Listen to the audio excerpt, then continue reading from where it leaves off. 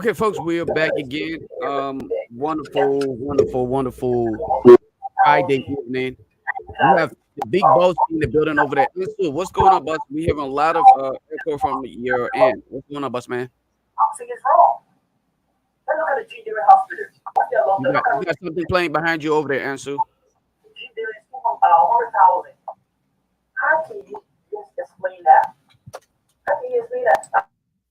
There you go. Okay, I think we're good now. Can you hear me, boss man? Ansu, you're muted. If you're talking to me, you're muted, boss. I can't hear you. I'm getting you now. Okay. Well, I was just checking with you, man. I'm trying to figure out what's going on. I mean, it's Friday. You seem to relax for a Friday. Or what? You fasting too?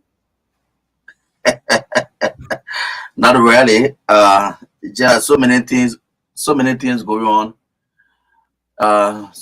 We just observing the Friday. It is the last Friday in the fast month, so Okay. that we are monitoring. Okay. Yeah. Well, I'm just like you. I'm monitoring too. I'm saying I sit backseat. I'm a backseat driver. I sit in the back, and I continue to monitor to see where the direction will lead us. And then you don't be surprised when we all find ourselves out of Calabash or somewhere. Whatever happy.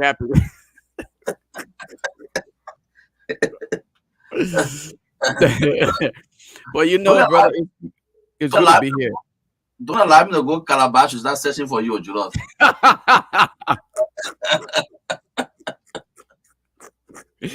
Please don't go there. Don't get me in trouble. Don't put me in situation I can't handle. I'm begging you, stay right where you are. We'll be just good. We'll still celebrate the Friday together. We'll do what we can do to celebrate the Friday together, no matter what the situation is. That's what it is. But let me, folks, if you're joining us for the first time, we want to welcome you to the closing argument. As often, we are again here today. It's Friday, the 5th of April, and you all know you were April Fool a few days ago. If my April Fool, I called my little brother and told him I sent some money, but I didn't use Sendwave this time. I used MoneyGram, and that dude went out there and he came back and now it's like that was April Fool. I got him real good. I got him real good. So I don't know if anybody fooled you guys for the April Fool, but I don't know if there was. He was really not happy with me. But if you fool your family member like that, please don't do it again. Because they have to pay to go to the Western Union or MoneyGram to retrieve that money. You don't want to be that person, that bad person doing that. So, folks, as you join us, we want you to do us a favor, share the video, invite somebody, tell somebody else that the closing argument is starting right now. But we must do due diligence. Share the video before we get into the actual discussion tonight. We will definitely. It's Friday, guys. We're gonna play a little bit of music. This one is from your boy Dench. We're just gonna enjoy a little bit of dance music because he's talking about our women, Liberian women. They're beautiful. Let's enjoy this, and as we welcome all of you on here, Asata Dawson, welcome to the show. Let's do this together. Baby, sexy and back, tuck it. Look out front, tuck it. Look out back, tuck it. Look out side, slapper. When you see Buju, look back. Did you see Buju and holla? Did you see Buju and run away? Run. Baby, making some US. Whoa, that girl carrying some US. Whoa, sexy. Nelly Lobison, welcome to the show. Sexy mama, yeah. Christian Roberts, welcome to the show, boss man. Oliver Sakal, Asata Dawson, James Masale.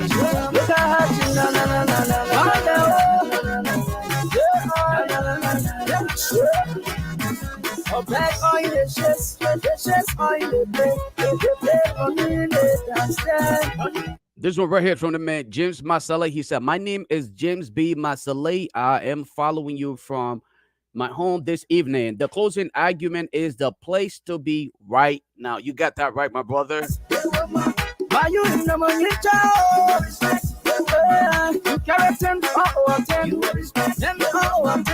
You must definitely respect our Liberian women. Let it try now, baby. For those of you that are celebrating your birthdays today, we want to send a special birthday shout out to you, especially my little sister, Samerica Kid. Out of Minnesota, I say, Samerica, happy birthday to you. Celebrate your birthday in grand style. For those of you that are celebrating your anniversaries, we want to also extend anniversary greetings to all of you beautiful folks out there. It takes a lot to celebrate such a thing.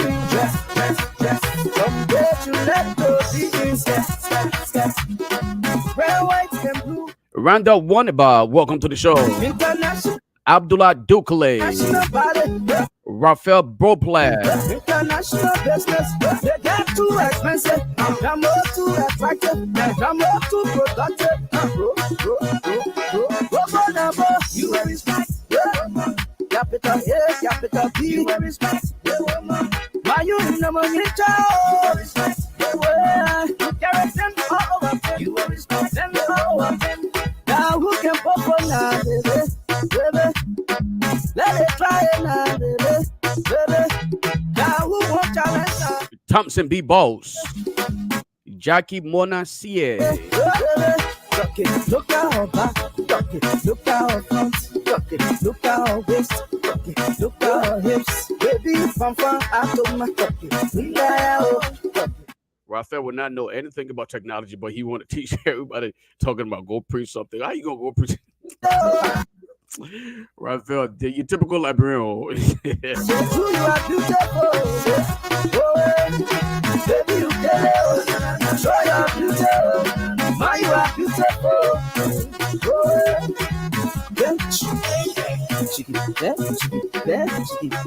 Folks, wherever you're joining us from, we are asking you to do due diligence. Just share the video, invite somebody, tell somebody else to come and be a part of the closing argument. I'm pretty sure there are a lot of things to talk about tonight as the crew members get themselves ready to join us tonight. It's Friday day night.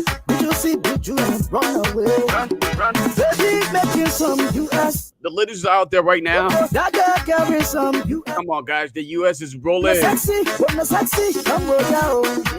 Dan should say it. I'm not the one saying it.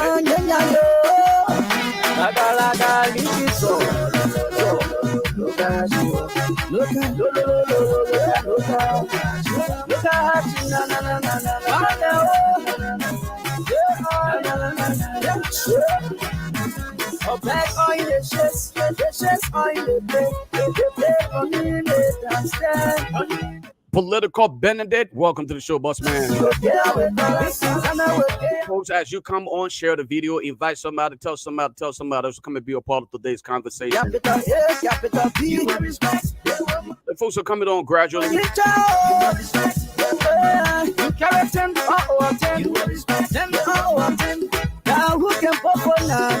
Folks, you must keep our family and friends in the eastern part of the United States.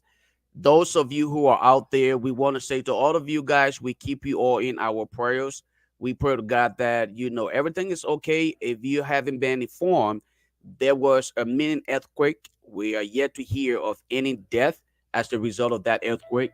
But let us just kind of keep all of our family and friends in that part of the United States in our prayers.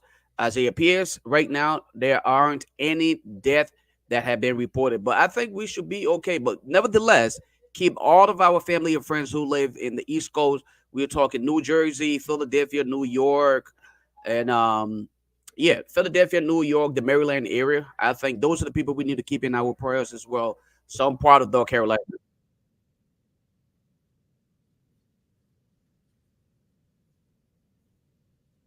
John Psychic Connor, welcome to the show, boss man.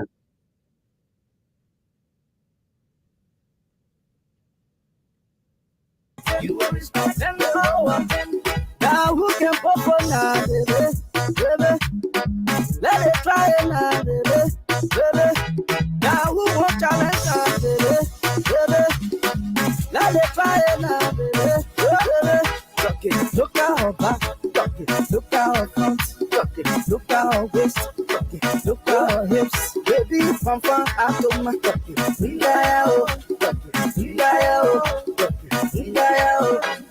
man, you are beautiful, you are beautiful, you are beautiful. Indeed, you are beautiful, beautiful, beautiful Liberians.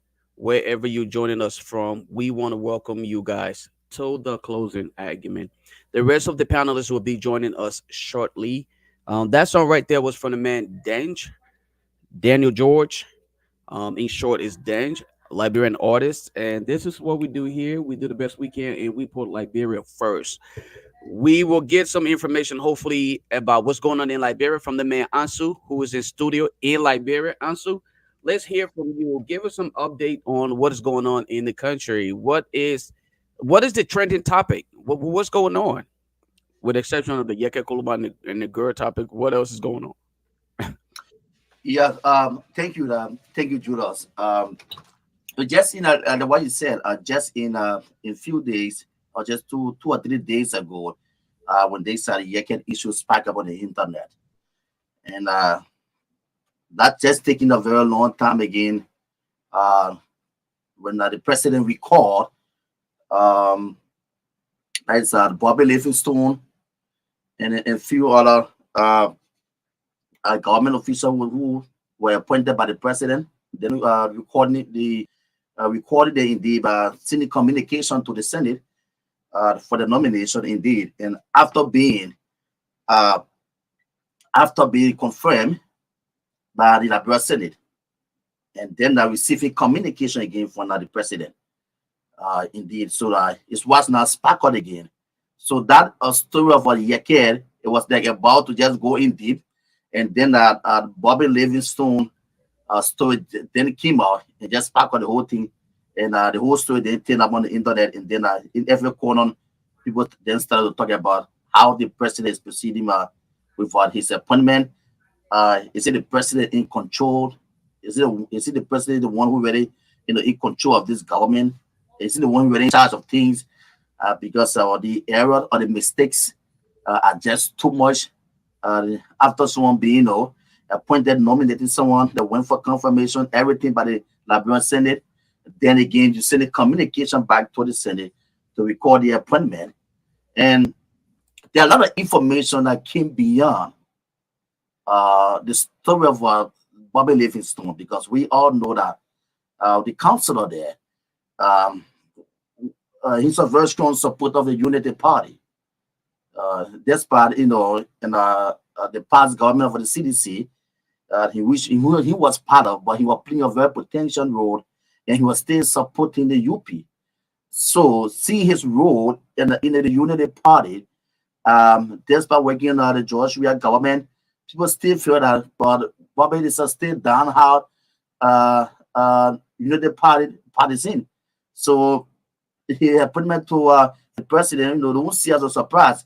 But then to recall such an appointment, the information then start to turn around, because Julius Maju, he was the lead prosecutor in the Global Moses case. Yes, so in his post, after being recalled, that communication sent to the Senate, and then when he was informed, he came back and still stand by his word that I stand by what decision came up from that global Moses case. The law is the law, and I don't think that I should try to bend my professionalism because of party. I don't think I'm going to do that. Global Moses daughter, it was clear indeed there was no intruder, especially given the former Chief Justice the time and opportunity to provide evidence to show intruder, whether it was intruder already into that house. In case of the murder to her daughter, it was a time given to her, and yet it couldn't be proven. There was no evidence that could really prove it that yes, indeed, there was an intruder who entered the house. So he came again being very clear that it was clear child that they gave was murdered to 9 years old, child was murdered into that house, and there was no intruder.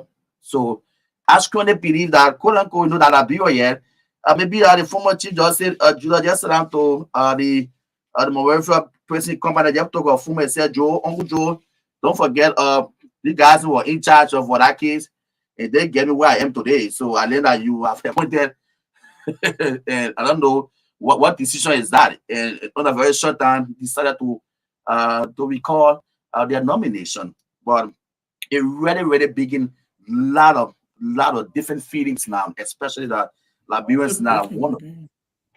Liberians are now wondering and thinking on what is it the president in charge of this government. And the next thing you got to do with the 700 Liberians a sound there at the Ministry of States.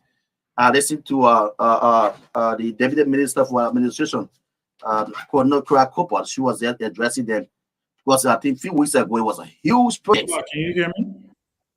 Yeah, we get you. Okay. For some reason, you guys are breaking. I don't know why. Are we? Can you, am I still breaking? Okay.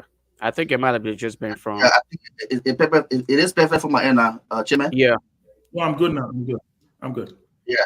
So a few weeks ago, it was a serious rock and roll. It was a huge protest at the Ministry of State there on a few Liberians in which I think that they got information due to you know they they cut them now from that side of the government, especially when it comes to the executive side from the president and those 700 Liberians can now no longer stay on the payroll. So it was a huge protest, a very huge protest. And yesterday, a few days ago, she decided to address them and I listened to her. What she talking about? I'm representing the president here. This thing is getting serious. We don't know how past government were working to pay you people. We don't know, but it's still huge. We may not continue with this year, so we have to do it. But we have to put other things in place to see how maybe if we're having to pay people off, then we can stay at 100 plus people back here. There are a lot of things you keep away. Then what came to my mind, Julius, how well president we are paying this 700%. Because if you say that the president, when it comes to his office, what goes to the president office was cut into, and you get to know that if what went to the president office was cut, where is this money going? Because for me, I strongly believe that what was cut from president we office, it was what he was using to carry on some maybe a president, maybe some operation. Then what we saw, those that were our airlines from the counties, some of them receiving gifts from the president, just to give Liberian space, 700 working at the Ministry of States to get in salary. So all this money are cut from the president office. Now, for us, we strongly believe that it was well. We think that the best president was using his money. Now, if we see that this time around, the money has been cut from this president, where is this money going? We cannot continue with the 700% on the payroll. We cannot continue with them. And we will see at the end when we pay people off, maybe a few people will definitely apply. Maybe we'll take 700, maybe we'll take 100. What is 100 people going to take? This is like you are setting our chairman. Maybe they seen minister will say, oh, since we're taking 100 now, man, you can just send your letter in. Should maybe people start appointing their own people from the UP government now, and this 100 they are looking for will come from there. So, the whole thing that is they are keep creating problem, keep creating different saying, and this is not what the Liberian people for meeting we need here back home here. What the people really need back home here now is how can this the legislative power be solved? How can this US rate like just keep going up and and things prices on the market just keep climbing up? How can you people address it? When will it be solved? We climbing the 100 days of the president.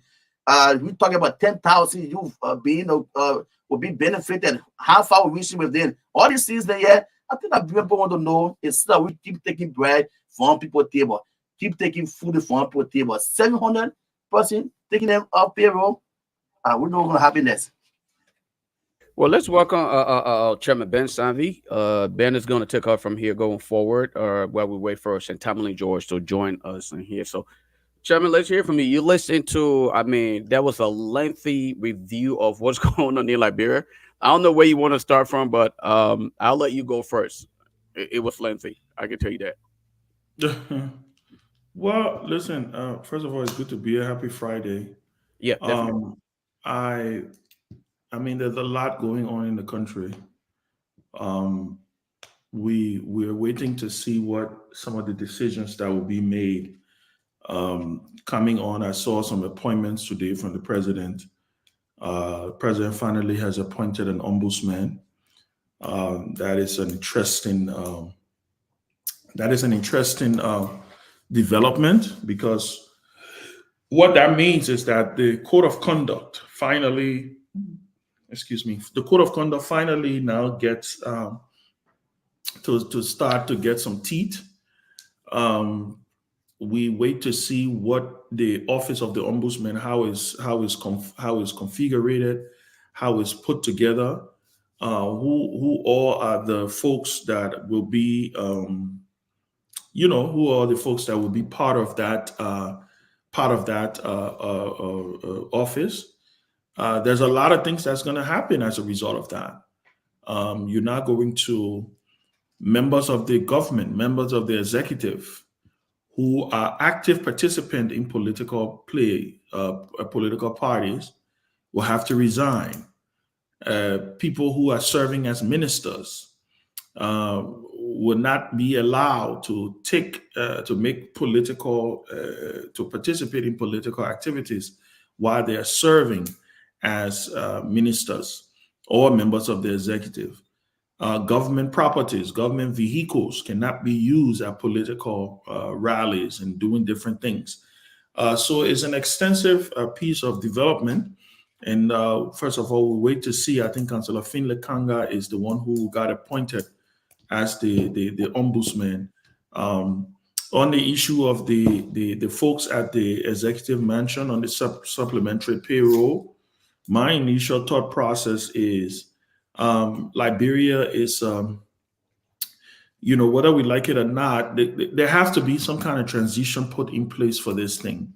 You cannot say at this point that you're going to just lay 700 people off because you're trying to clean up a payroll or trying to regularize things. What I think needs to happen, I'm not against the cleaning up of the payroll. I'm not against the regularization of the civil service. I'm not against that. But what I'm advocating for here is that it has to be done in a very meticulous way. There have to be a transition. For the last 20 to 30 years, government has been the largest employer in our country. It's not going to happen overnight that you're going to change that. You can begin the process of laying the foundation to change it, but it's not going to be a flip of a switch that you're going to do. So when I hear that and when I see that, one of the things that I'm concerned about is not the action. I'm not concerned about the end result. I'm not concerned about the intent. The intent is good. Regularizing civil servants' pay, regularizing the payroll. These are all great things. If we want an effective public sector, we have to, in fact, shrink our public sector. Government cannot be this big. The payroll cannot be this bloated. The reason why we don't have money for projects, the reason why we don't have money for operation of these entities, these government functionaries, is because a vast majority of the resources are spent on recurring expenditures and salary. That includes salaries, right? But in as much as we want to do that, what are you going to do? You can't just take bread from these people's table. I mean, it's a the thing about Liberia problems they're very complex, and it requires an effective manager to deal with these things. Because you literally have to walk and chew gum, Lofa. You got to start the process of empowering a private sector. There's several things that needs to happen before we can even achieve the goal of a small public sector. We got to be able to get our doing business, easier to doing business index high up there, right? We got to make the country attractive to investors. We got to be able to we got to be able to encourage people to come into the country, to be able to invest in the country. Because if you take people off of a supplementary payroll, where are those people going to get the next paycheck from? Right? They are Liberians. They may not be your partisans or whatever, but at the end of the day, they're still Liberians, right? So it has to be, you have to walk and chew gum. That's why I said actualizing your dreams or your aspirations is not something that can happen with a flip of a switch. No president will come in and say, you know what?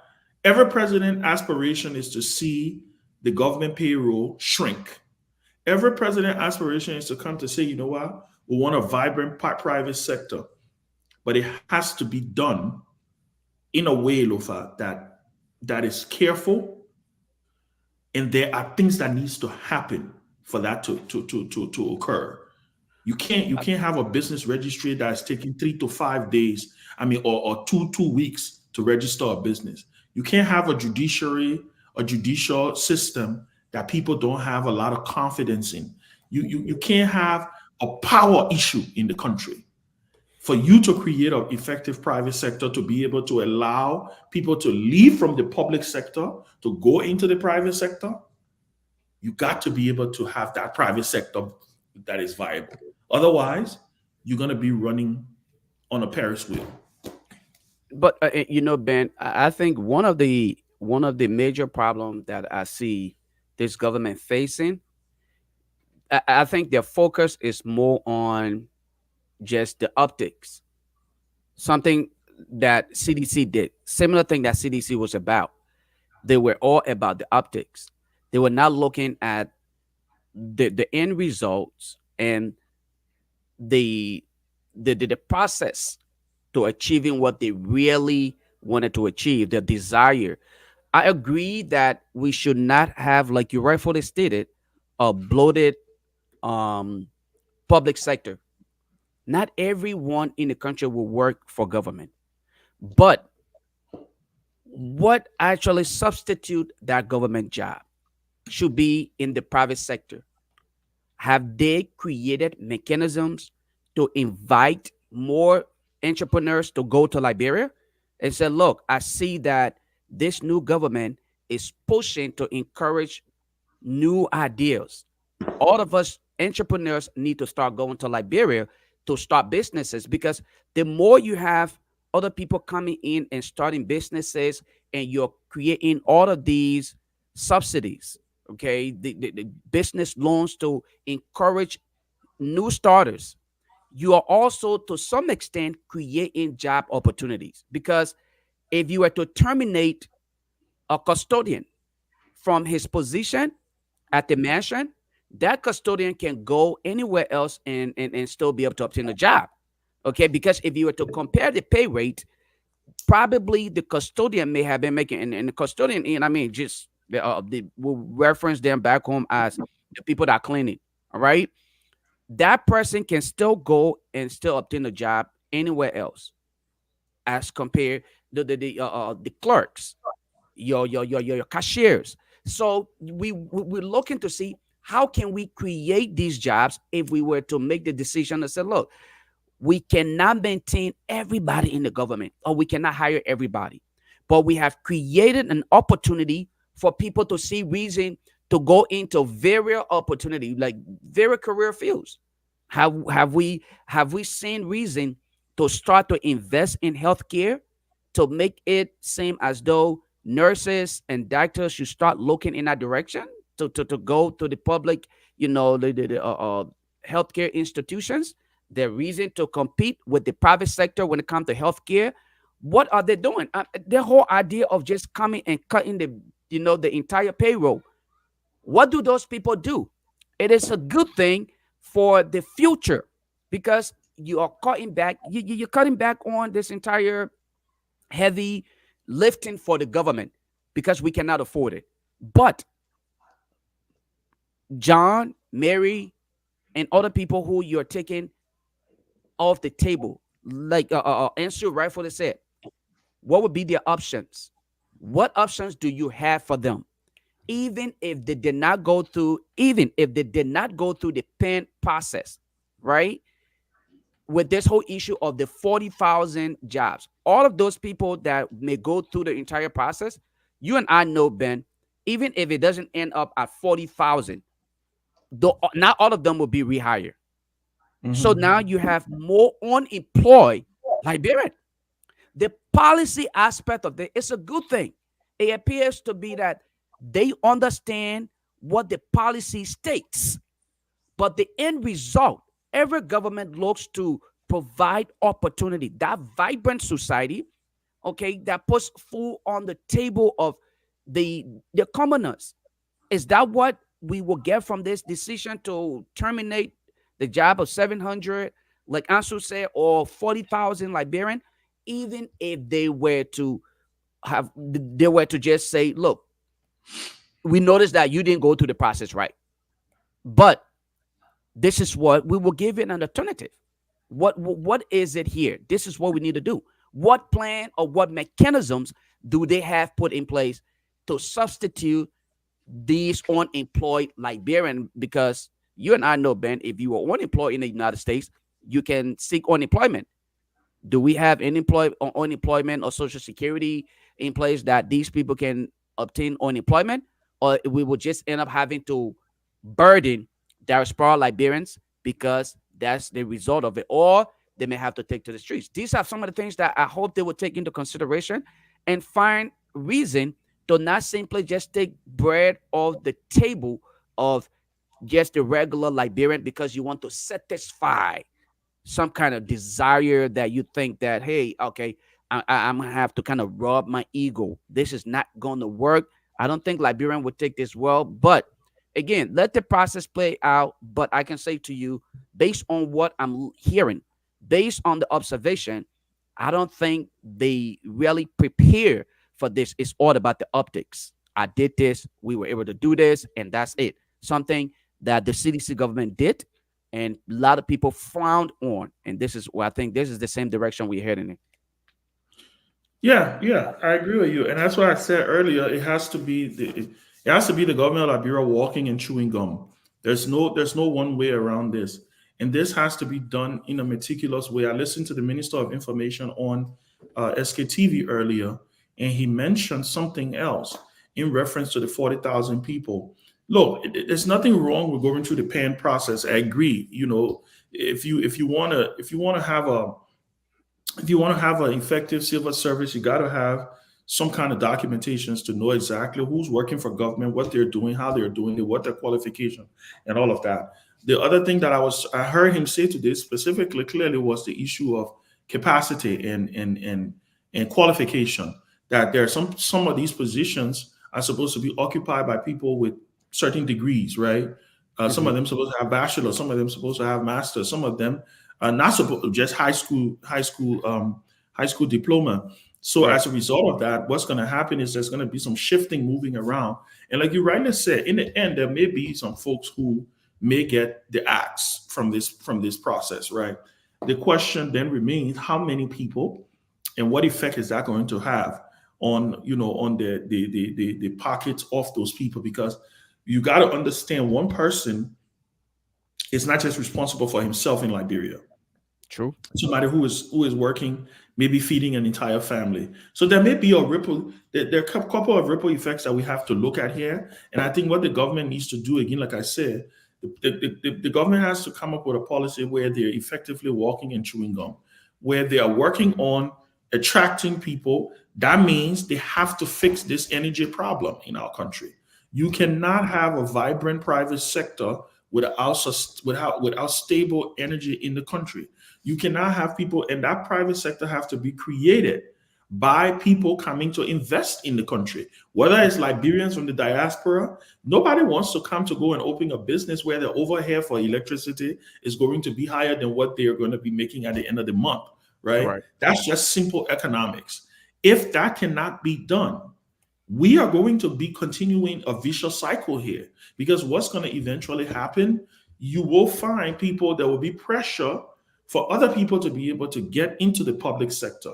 They will bring other people into the public sector. If they leave power, another government will come and it will do the same thing over again. Again, that's why I said there seems to be a vicious cycle here. And what they need to do is to mount an effective strategy that tells you that says this is how we're going to go about doing this. This is how we're going to go about empowering our people, empowering small businesses, giving people an opportunity to be able to have an added advantage, so that the country private sector can thrive. Key amongst that has to do with how Liberia is ranked when it comes to doing business.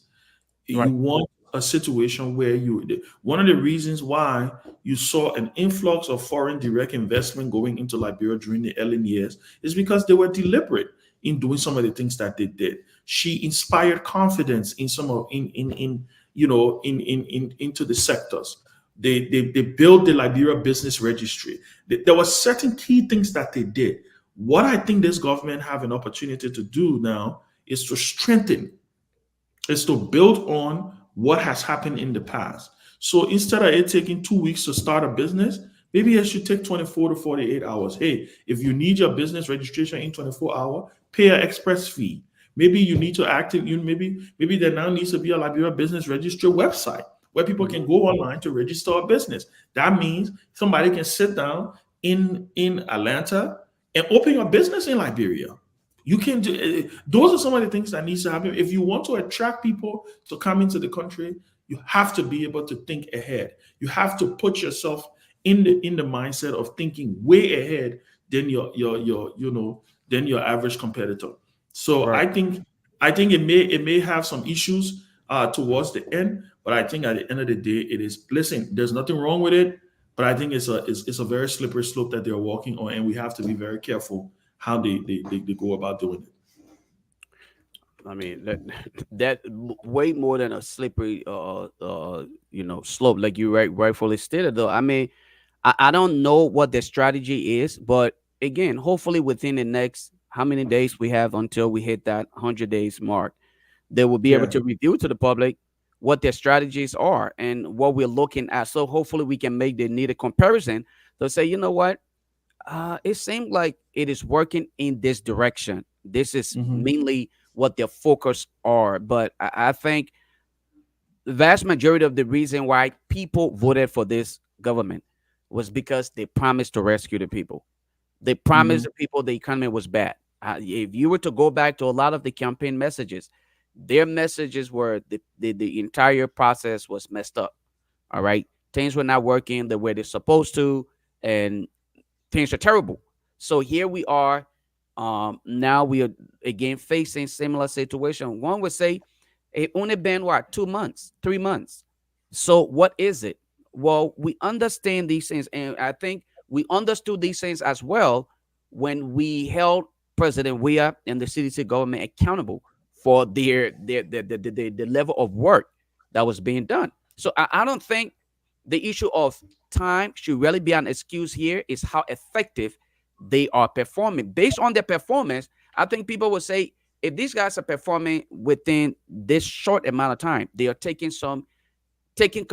into consideration some key aspects of governance, and it is being reflective on the livelihood of the people. Then hopefully, if they have to go the entire 6 years, or even if they want to go 12 years, the people will feel the work.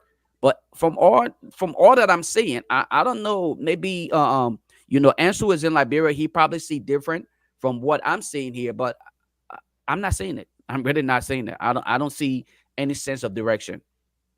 Well, my thing is, when you look at the 100-day deliverable, I mean, and I do have the 100-day deliverable.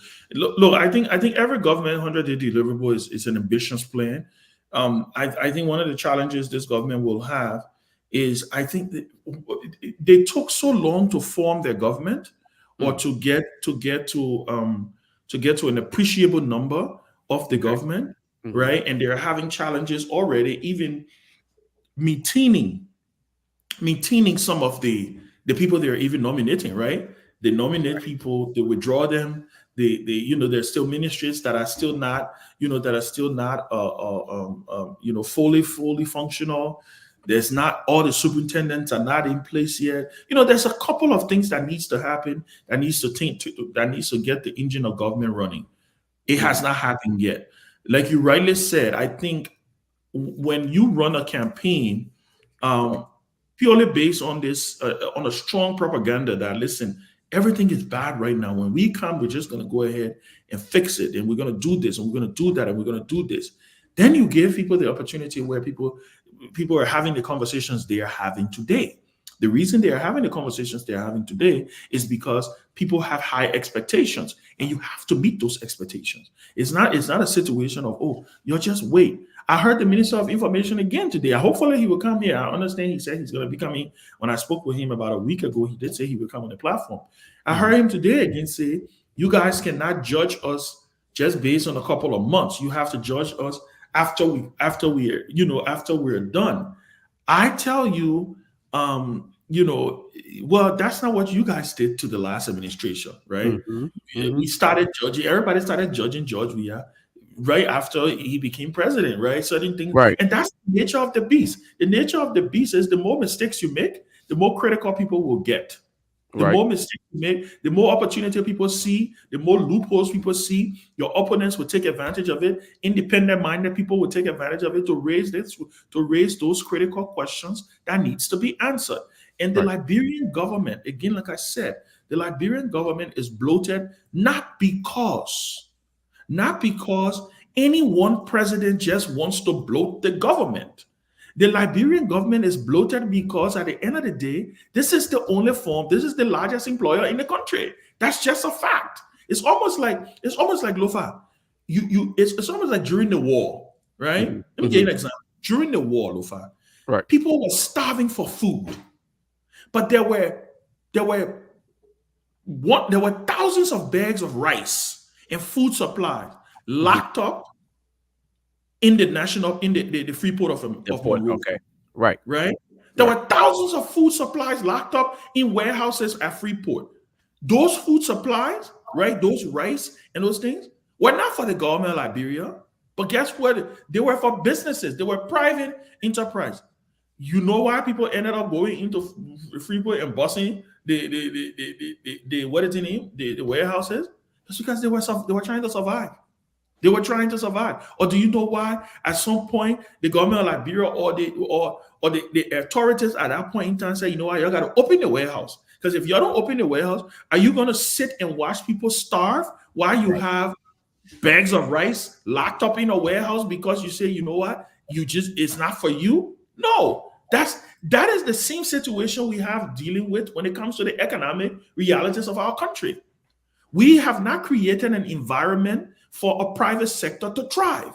So as a result of that, government has become the most attractive place. Government has become the largest employer in our country. And this is not just this government. This was not just the last government. This spans back, right, to when to the way we engage. So until we start to make the countries that you see that are pivoting towards middle income status, they're not pivoting towards middle income status because the people or the populations are solely dependent on government. They're pivoting because they have a vibrant private sector. They have a thriving private sector. They have an open door friendly policy for investors to come into the country. And I'm not just talking about multilateral investors. I'm talking about private individuals like yourself. If you want to go tomorrow and go and open a technology institute or whatever, you should have the ability to go into Liberia, open a technology institute, start running your business, and start making impact. You will be able to hire people. That is how these things happen. And until it can be done, we are going to continue in this vicious cycle. On the point of their promises for the 100-day deliverable, I can already predict that I do not believe that they're going to meet about 50% of their goals. The reason is very simple, because they had a snail pace at forming the government. There's a lot there's a lot of infighting when it comes to who goes where, what goes this place. And then you have a lot of these distractions that I think they got involved in that they had no business getting involved in. The issue of tenure position, all of those things. I think most of these tenure positions, people have 1 or 2 years on them. I think they should just let it slide. Let these people finish their tenure. You go ahead. You still have a 6-year term. It's not like you have a 2 or 3 or 4-year term. You have a Right. 6-year term. Go ahead, except the person is not performing, except there is a cause for you to remove the person. But all these small fights about these distractions, I think it has taken the government off track. And I think they need to do a much better job at getting back on track. Answer, did you want to chime in? I see you nodding your head. Yeah. I like the way how Ben just just closer on it just now. I like the way how you hear it. Too much of a small trying to solve a lot of things and we come from a lot of distraction. And we still have folks from that. I received calls again from the Ministry of Transport, over 100 plus again receive letters. Also received call from the PRC, received calls from the MPA, So again, just what the chairman said. So if we're talking about those are also from the Ministry of State there too, their complaint, the Ministry of Transport, the NPA, the LPRC, all these things. So it's just a huge distraction. And how this thing is going to be like until May 1. Wow. That's how it's going to be. So what the chairman again said, I think that the government need to focus on things in which they promise to fulfill in these 100 days. Going after people have dropped, this things they can be handled because it's good. We all support it. It's necessary. You cannot keep having people on government payroll. We're not doing anything. Some people they're in reward sales. Some people they're inside as I learned. Some of them they're from the past government. Just water and see what people they're in reward sales. Lofa County, Sound, or some of them were there. They're waiting and getting free money. So it's true. You have to clean the payroll, but at least let's try to handle some major things for the people, especially at this time. We just into 2 months already, and you're seeing the pressure. Just into 2 months. So this thing going to last. This is why I said I don't know whether is this president the one who is in control of this government, because if go again with the nomination, again at the end again you withdraw. It will stay after 2 or 3 days again. The nomination come again, you withdraw. Even people not even getting afraid. You even call someone in and say, "Oh, they say I'm afraid." Or that take office. Ben, I think if you don't mind, and I'll let you make the decision on the one. I would love to hear from the people back home on their reaction. I think that I want to get people's reaction to this decision of what is a regularization or however it's being titled. And maybe let's do something. Let's with just the two of us here today. Right. I mean, Tomalin's traveling, so I think he's not gonna. He's on his way to Charlotte, so. Okay. That I think that's the reason why we haven't seen him. I don't know where Keff is, but I know Peabody is also traveling. He's leaving Liberia to head to Accra. He's on his way back to the States, so I don't think he's going to join us. Maybe the rest of the guys will join Grace. Hopefully they receive the link. But let me say this. Maybe we should open the lines and ask them what's on their mind. Yeah, right? that's Friday. Right? Yeah, I think that what's should on be the your case. mind. Yeah. What are these things that are that like I said, open the phone lines. Let's ask them what's on your mind. What are you? How do you rate this government so far? Right? Because 100 days is right down the road. Trust me. Right. It's not far away, Lofa. And I think you should also open the lines in the diaspora. Yeah, we'll open the lines on both sides. Open the line, and so open the lines back home. Let's just listen to the people view. I think this is a great opportunity. The fact that all of the panelists are not on here today, and I'm pretty sure they've been following for the past few days. So let's hear what the people have to say. What do they make of this whole regularization of the entire payroll? And if there are people who have received letters from ministries, call in, let us know where you work, how many people from the management people. Let's hear from them. What are your thoughts? Did you support the rescue team? Right? Did you vote for them? Did you support CDC? Did you? Right. What is your thought as far as where things are in the country and how we are proceeding and all of the different things that are happening? I think that should be a fair. That's fair. Yeah. So let's take calls. Ansu. Once you get the phone Yeah, lines yeah. ready, Yeah, let me see how best I can set it up from my end here on 0776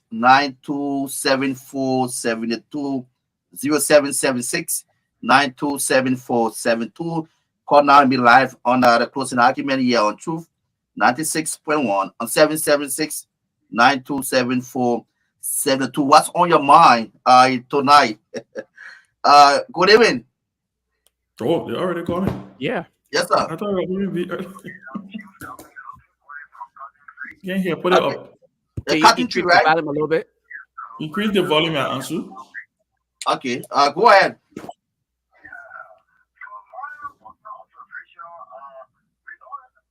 And still, we can't hear him. We can't hear the caller clear.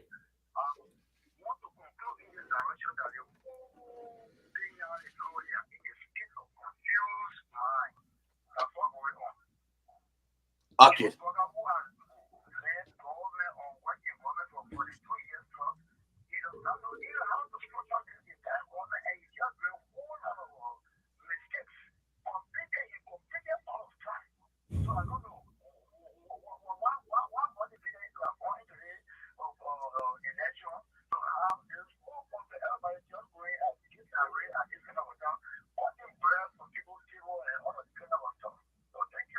Okay, guys, are you guys getting it now? Much Ben? better, but it could be a little louder. Yeah. Okay. All right. Let's see this one here. Go ahead. Yeah, you alive?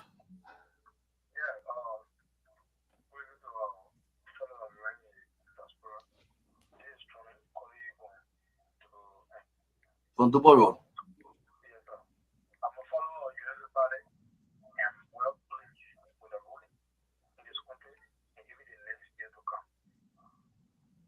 Okay. All right. Support of UP 0776 9274 72. What's on your mind tonight? Speak the closing argument. You alive? Yeah, go ahead, sir. Yeah, Please we be can audible. hear you. You're very Yeah, low. yeah. And so we still can't hear. Yeah, please be audible. You're very low, please. Okay, go ahead.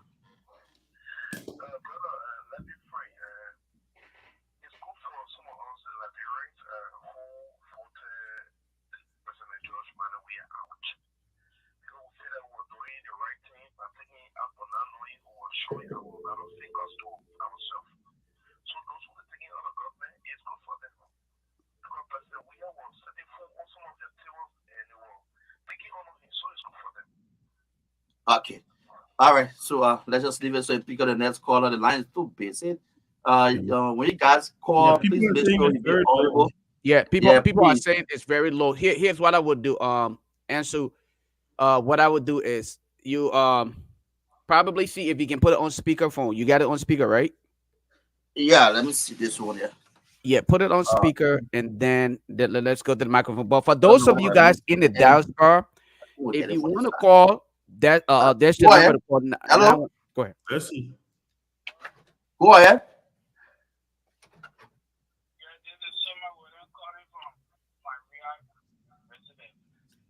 Yeah, I don't know. Benny, is it more It's better? so thin. It's kind of thin. It's thin. I mean, It's still low. yeah. Yeah, go ahead. Okay, my guys, yeah, my guys are setting up. They're trying to Okay. check the Yeah. Let the sound. guys. While the Okay, guys are great. setting up, Gabe, Yeah, you can announce the WhatsApp number in Liberia, and they can call on WhatsApp. For those back home on WhatsApp, can call Yeah. 608. Mhm. Let me give it to you. And so 608 four okay. one six 9794. That's the WhatsApp Six, number, yeah, 6608 right? 416 416 6 9794. 9794. It Right. is the On what? WhatsApp number. You can Yeah. call on that number too.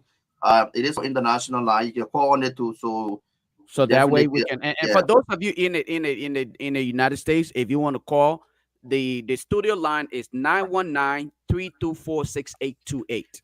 That is the studio line. Call that number if you want to chime in on the conversation. What's on your mind? What do you make of the UP government's what is it? Is it 90 Yeah, I'm days? gonna try this one. Yeah, I don't know what this. Go Hello, ahead. hello. Yeah, go ahead.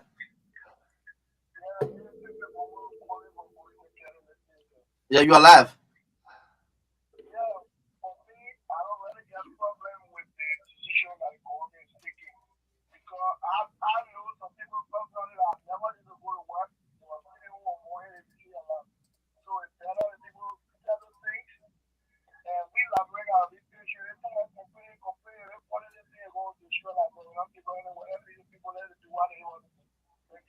Okay, let's leave the people. Let them do what they're able to do. Okay, that's your video. The 6084169794 phone number.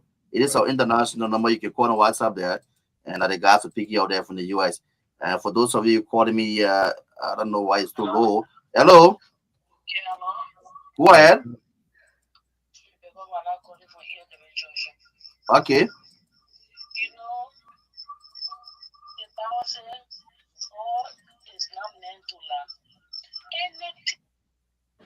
Wow, we lost that caller. Wow. 0776927472. What's on your mind? A very busy line tonight. Good evening. Yes, sir.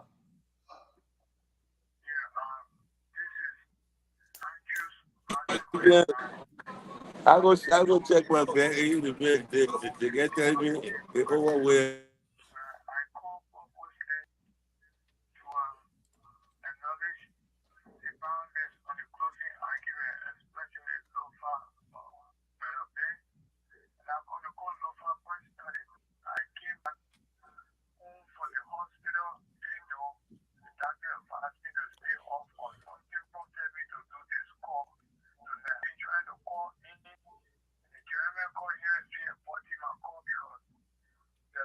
Who's this? Who is this? Right. Who is this person?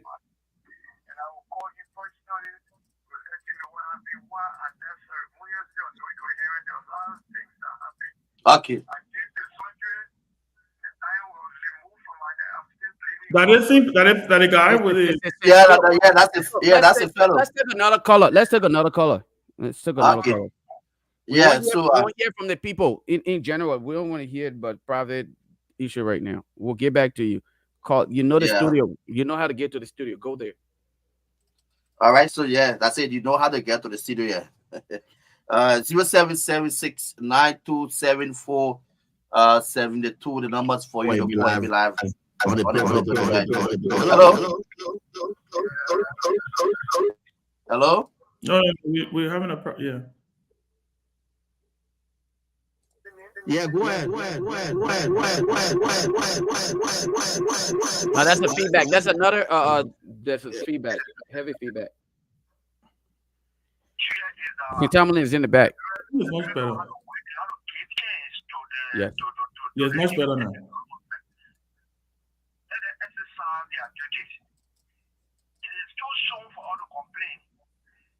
Okay.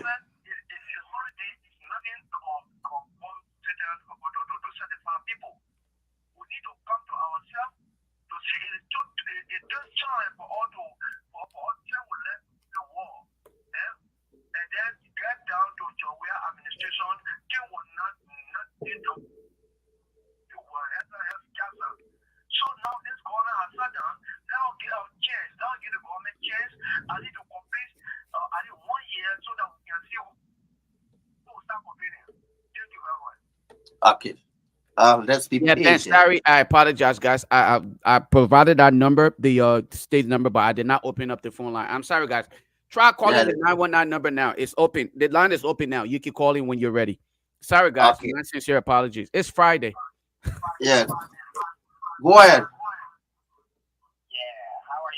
Alfonso.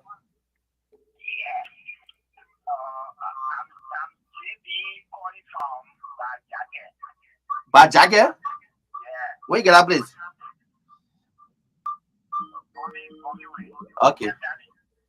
Okay. That ain't bombing.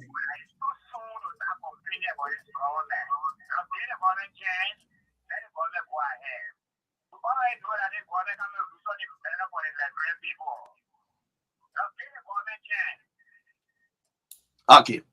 All right, All right. we got it called up. We got to call Yeah, up we here. gotta call up. Yeah. Let's take Yeah, call go up. ahead. Go ahead. Go ahead, Name it, Dula. where you calling from? Hey, Lofa, how you doing? How you doing, Ben? This is Tanya Sony from Maryland. Let's hear from you, boss man. Yeah, Lofa, like Ben always said, right? You end up out here like a barren lady. Like, when people saw all of that and went ahead and marry off. So they should know that's still a child. The unit party spent 12 years, we know what it did. So if you brought them back and thinking that they're going to make magic war to do what they didn't do in 12 years, just forget it. People take almost 4 years to get a coalition document and really get it right. And the coalition fall. Now they're taking another 3 months to set up a government. They still don't have a chief of protocol yet. And we think they're going to go somewhere. They're not going nowhere. So I'm not expecting anything different. Thank you. Well, I just said, "Bang, I team of protocol." I wanted to ask a question, but he left already. We got to call out back on. Let's take the caller, folks. Let's hear from you, folks. And say to be others should be patient. My only question here, though, is why it is true that we want people to be patient. Did we exhibit similar patience with the previous government when they came to power? Because if we are to go by the timestamps, right? The CDC didn't even take power completely, and the outburst started. So I really want people to tell us a government that lasted 12 years and came back.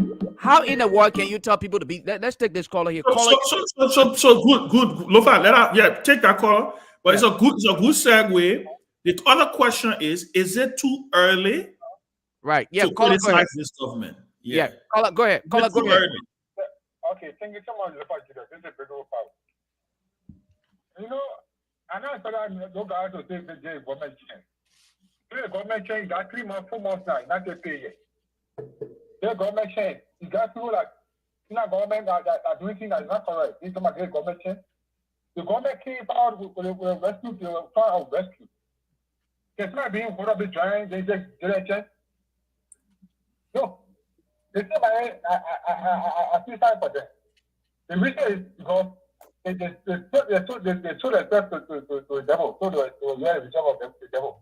And secondly, the president is not doing well for himself. I listen information minister making the president to be there. So I'm not even in charge of his own government. Wow. You see, I don't the president because the people they put support the president, they got all the party, so everybody won't put the president to government. As a president, because of that, you are so poor, you're not getting a government, are you not in your land, or you're not believing? When you find somebody believing the president to work for you, not because the president supported you. When I listen to the information minister, I said that I didn't know. The president will take charge of the government. Somebody everybody say, oh, everybody said to uphold in government or compliment. But the man was with everybody say, talk everything. What is you got to experience? And the way it said, and your last put is up down. And what is doing is not correct. You say to that I want to about 40,000 human beings. Then you get it, we're gonna do a startup. In fact, those are not qualified, they will not do that work. Or they don't get a degree in that work. People in the government are trying working for their work. You will even check the government team power. People will tell you you're doing for that because of what? It is time for both things you have to go with it. We'll continue to be talking because we'll not be good for some of us and not support them. Some of them that are very in head, we'll be talking and say at least go on their way. They will understand us, and those that voted for him, they will understand us and we'll see reason. Thank you for the show. Thank you, Breakable Power. So Ben, here's another thing here. This is another thing that I've realized.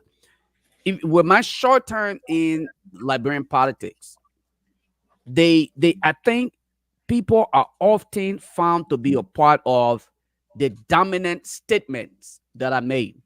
Okay, and what am I saying here? If you notice, I'm going to use Henry Costa as an example.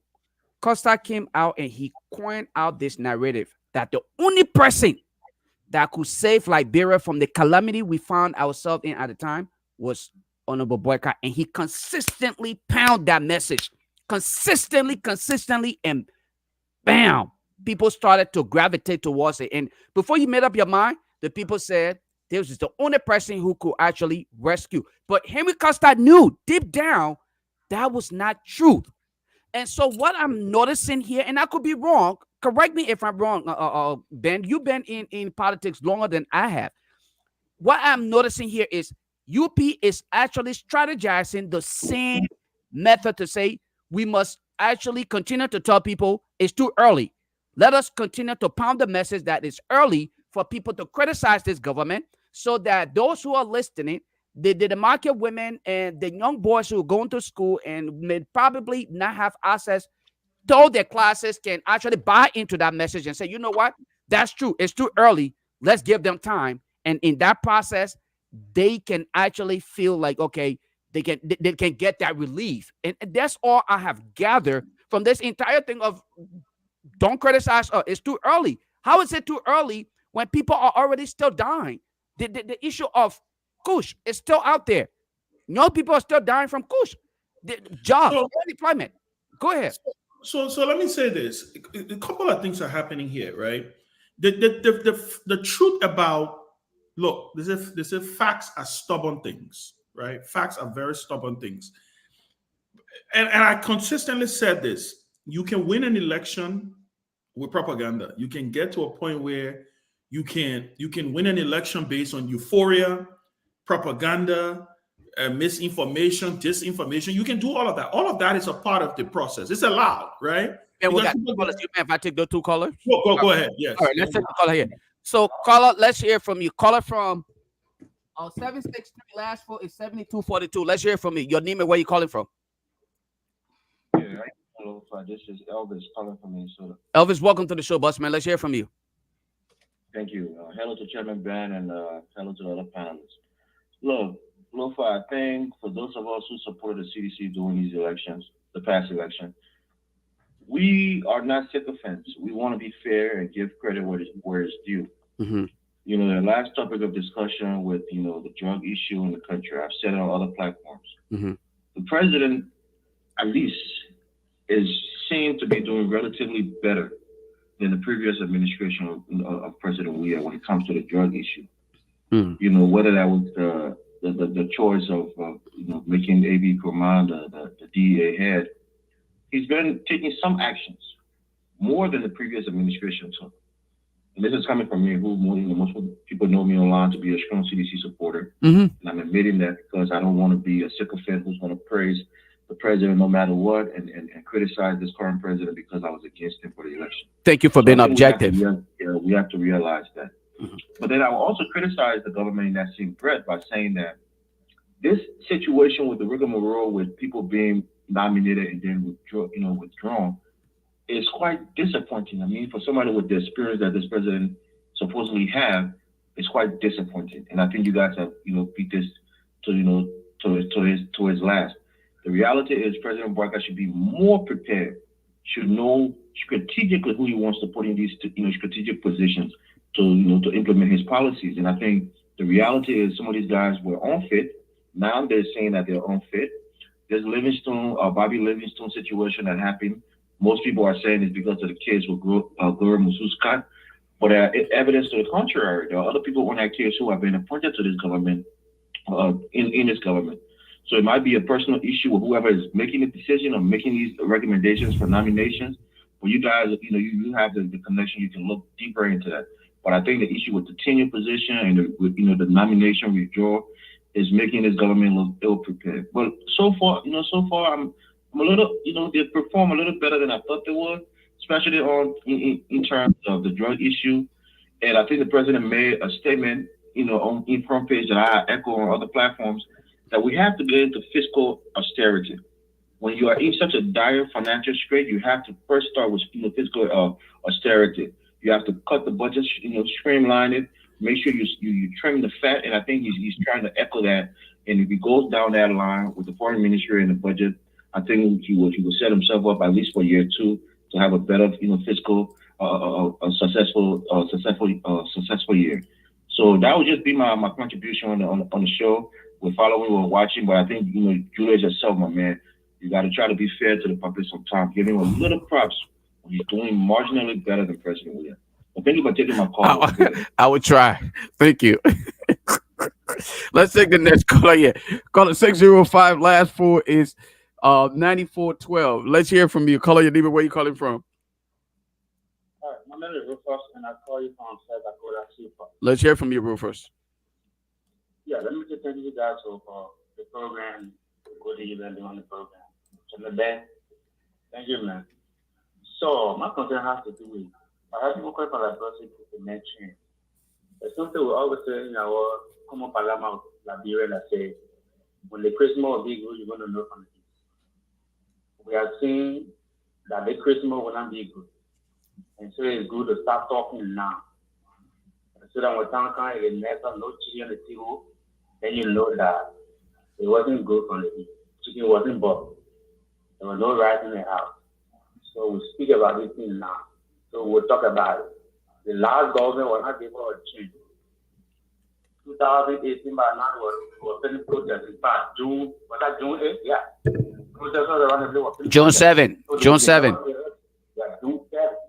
They didn't get other people a chance to settle down. They brought up protests that distracted the entire community, international community. Distracted people coming to that go to do business. And so nobody's going to sit down and say, oh, let's get a government change. Why is it going to get a change? The old man has no vision. How do you appoint somebody went for nomination to take office and then you enjoy? Who does that? What is sense in that one?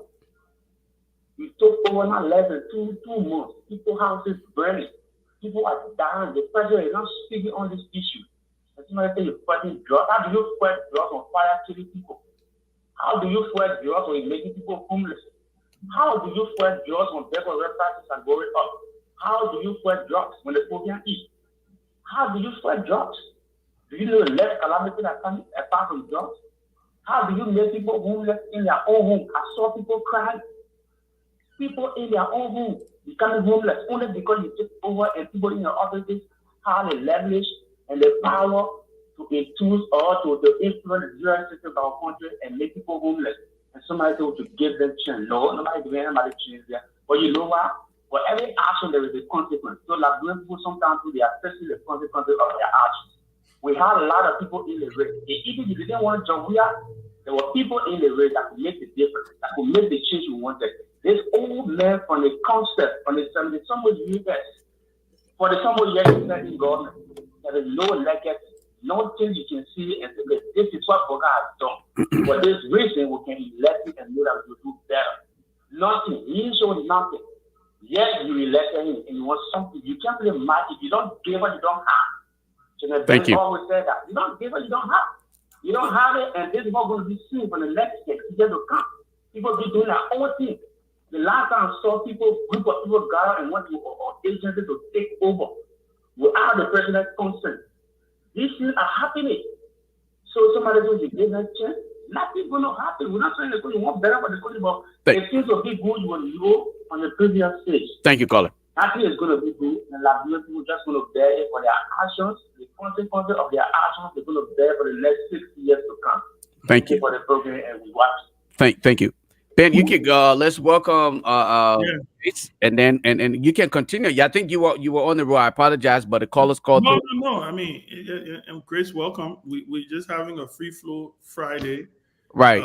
We decided to open the phone lines a little early, let people talk. Let's hear from them. Liberia, I hope you're fixing your sound system, man, because I really right. I want to hear from the people on the ground. To hear what they think. The question is it too early to criticize? Is it too early to question this government? What are your thoughts on the first 100 days? It's close to 100 days.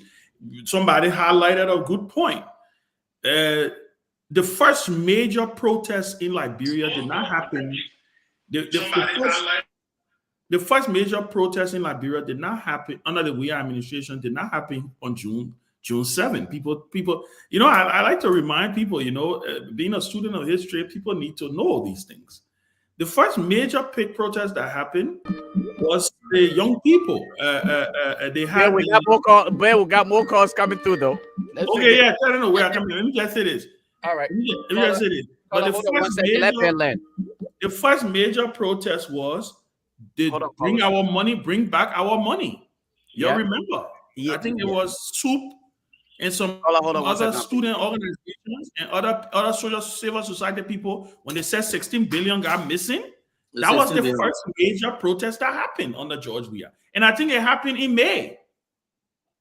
So go ahead. Yeah. All right, let's take this caller on WhatsApp and then caller on the major line will bring you in. Caller, your name and where you calling from on the WhatsApp number. So then once we take those two calls, then we'll get Grace and Peewee to Calling from UAE, Abu Dhabi. Okay, Abu Dhabi, go ahead. What I get to say, my contribution on the show is that the government of Liberia currently, they are not doing what the Liberian people who voted them for. To be honest, what we Liberians we expected of the government, they are not doing it. Our people crying for jobs, they put the government in power for job creation. And they go there, the job that we expect them to create for our people, but they are downsizing people. They're making the country more difficult than ever before. We are watching them with our eyes. We're seeing things that they are doing to our people. Some of us, we are not in the country, but we're seeing what's going on. You go out in the country, fire disaster everywhere. Things that they're supposed to work on, they are not working on it. But they are there chasing people. They call them access control team and the access recovery team. They are there chasing people. They say they go recover access. They are not using the law of the country, but they're just doing their own thing because they feel that they want to carry on a witch hunt. But the only thing that we're forgetting is what we're not seeing what they're doing in that country. We're observing, we're seeing what's going on. If they were ready for protest, they will regret ever. Thank you. Why they have to do such things to our people. We're observing. Thank you, caller. So that's my contribution. Thank you. Let's take the caller on our on the regular line here. Caller, go ahead. Your name and where you calling from. Let's hear from you, boss man. Hello, call. Yeah, go ahead, boss man. Let's hear from you. Your name and where you calling from. I'm Sanvee calling from North Dakota, right? Let's hear from you. My first time calling on the show, and I get in the comment section. But that's something. One thing I want to say here. I think, like, I mean, a lot of people may not agree with me, but for me, from past experiences and other things, and we know what we went through in a dissatisfaction brought, you seen war in that country, that killed a lot of people in that place. So, this government has to be very, very careful, because if you thinking about taking food from other people's tables, those are the same people that turn the background as President Weah and voted for you. When you think about taking food from the table and other things, you should expect the reaction to be different, and you don't tell them how to react. So this government has to be very, very careful. We don't want to go back into the dark days, because this is how things can start. When people when you start to play on people and other things, taking food from the table and other stuff like that, they got to be very, very careful, because trust me, a lot of people won't sit there for this thing to go on, because the way they're proceeding, they're like haunting everybody. Why you in government or not? They're just haunting people.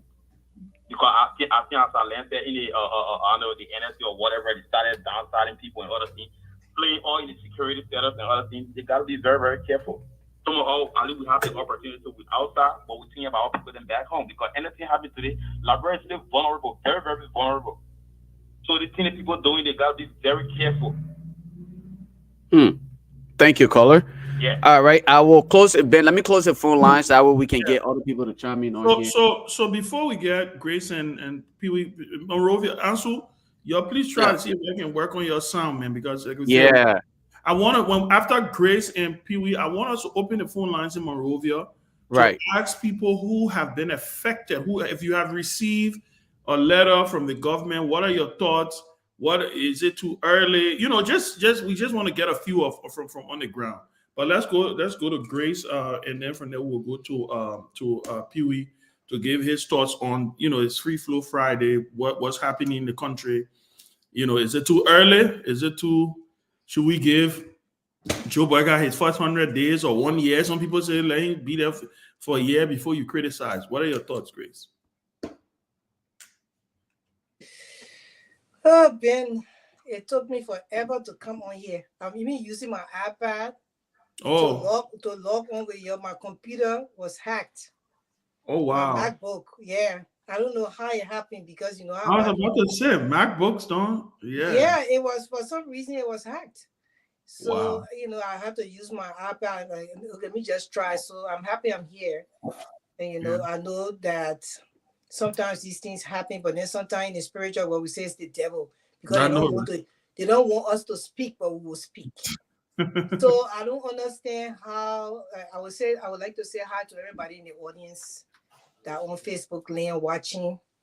I hope you guys have a beautiful weekend this weekend. But as for Liberia, it is so sad, to see our people calling and they start to complain.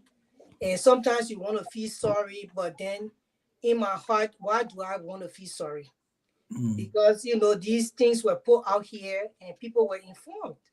And the diaspora Liberians decided that they wanted to tell the people to do what they wanted to tell the people to do. They were the main reason why Joseph Boakai was elected president in the country. Diaspora Liberians.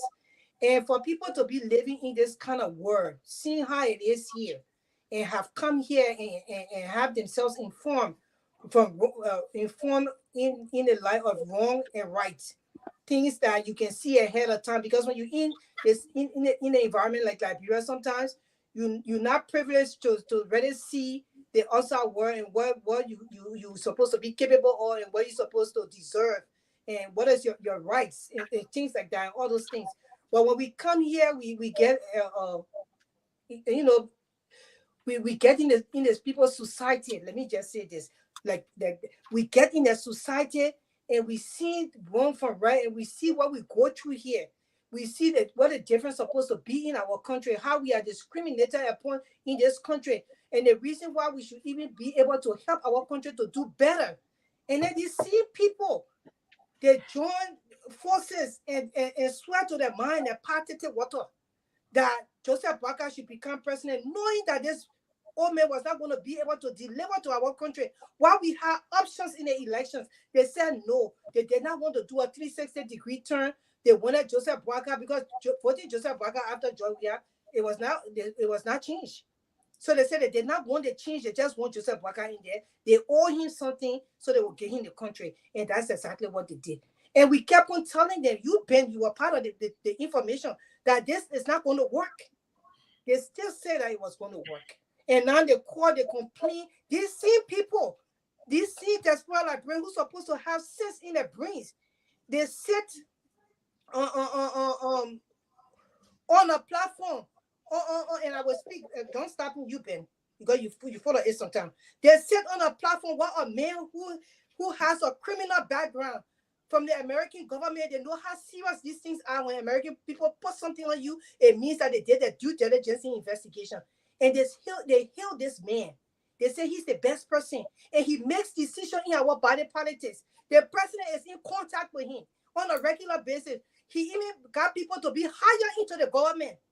And you take that country to be serious, and these people here, they are serious people. They made an international community look at us and they laugh at us on a regular basis. There you go. You made local accounts strip. Yeah. Your problem. I'll go back bed. They laugh at us on a regular basis because they think that we are our own serious people, but we all are not. And that's the reason why some of us come here to tell them that, you know what? We are not like other. They got other people that are very different. So it's just sad for me to see the people come and they complain and they complain. This man was supposed to hit the ground running for an experienced man of 40 years in government or 65 years or 1,000 years as they get the vampires, in 1,000 years into things. How is it that in this time, almost 100 days, they don't have real tangible? Cars are getting stuck in the mud, and that was one of his campaign promises. And they don't have real tangible to show it, but give the man 1 year and this and that. Liberia don't have time to give 1 year. Liberia is behind all the countries that are behind. How can you give? We don't have time to even waste. This man is hiring people. He appoint them, and then on he remove them. I don't know when he appoint them, he can go by and say, okay, the other person on my black list, that Ben Sanvee. Let me go see who on. Oh, okay, that man on my black list. Eh? Okay, I want on that you're moving. You appoint. Then he appoint somebody else. Then you take this kind of government to be serious. They said in his campaign messages that he would dance with the devil. Then they want you wildfire in the country. The devil is equivalent to fire. I keep on seeing it. So he dancing with the devil. So everybody's house will be lighting on fire. Are you guys surprised?